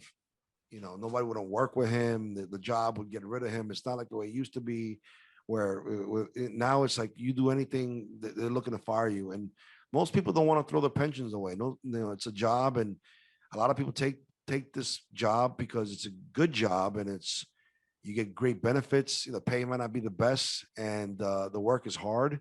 But for you to have that character to do this job for 20 years, you want to get out and you want to just enjoy your life. And I'm very blessed to say that I've been a cop for 20 years. I've survived. I've never got in trouble. When I say get in trouble, like little stupid things, like I make jokes, like I'm a jokester. So I've gotten like in that kind of trouble, but never gotten nothing like anything officially indicted or anything. I've never done anything to get indicted for. I was always a good cop, and I was trying to the same way I'm a good human being. I think I'm a good human being. I try my best to put out positive energy, put out the positive vibe, be a blessing onto people. I always say that, be a blessing. Don't be a curse.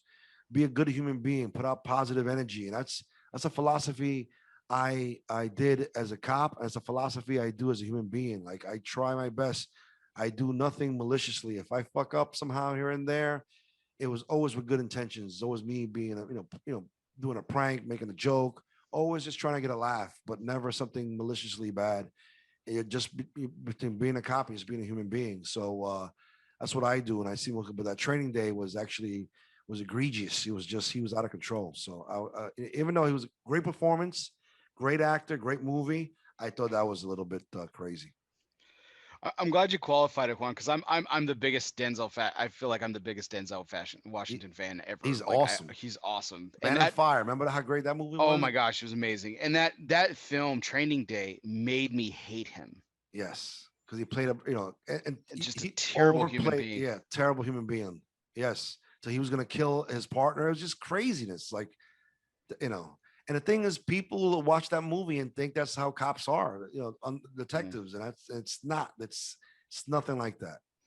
Yeah, they think that Jay Coy, Ethan Hawke's character is the exception to the rule. When in reality, he actually is the rule. He is the majority. Yeah. A guy like Denzel Washington wouldn't today in today's policing wouldn't even he'd be too scared because think about you don't want to get killed because when you live that life you got the people the drug dealers want to kill you it's just you don't want again just a fabricated thing and again great movie but just that it's a movie I consider that a fantasy a fiction a work of fiction. He might as well have been fighting dragons and aliens and Bigfoots. Absolutely. Well, Juan, I can't thank you enough. What an amazing evening this has been. Sitting It down actually with was you, very catching good. up. Before we get off, I just want to talk about some events we got coming up soon. Please, yes. So this we have a new. It just it hit the press release came out earlier this week. I think it was like maybe today's Sunday. I think it was like Thursday. Anyway, one day last week, my press release came out. So we did our first line extension in the Lawman series. So the Lawman series is doing so well for us that we want to keep expanding it. So we did a line extension in the Corona Gordo and the first one is Robert Peel. And again, we always trying to help the brick and mortar. So what we did, there's a shop in New Jersey called the Royal Leaf. It's Mm-hmm. owned by Dee Pittman. She's actually a Dojo Hall of Famer. And what we did to kind of help her out, because especially during this COVID times, like things are starting to get just a little bit. Oh, there's places like occupancy is still not 100%. So a lot of these, and I'm gonna tell you, throughout 2020, I know of at least 4 great little brick and mortar shops that were great accounts had to close their doors because these brick and mortars are used to and depend on that foot traffic, that in and out foot traffic. They're not selling boxes online. And a lot of them depend on that foot traffic. So when 2020 hit and you cut that foot traffic, they still got to pay rent, they still got to pay their insurance, they still got to do this. So it really destroyed the brick and mortar, the small mom and pop, small brick and mortar. So we do things like our limited releases with brick and mortars that you can only get at brick and mortars.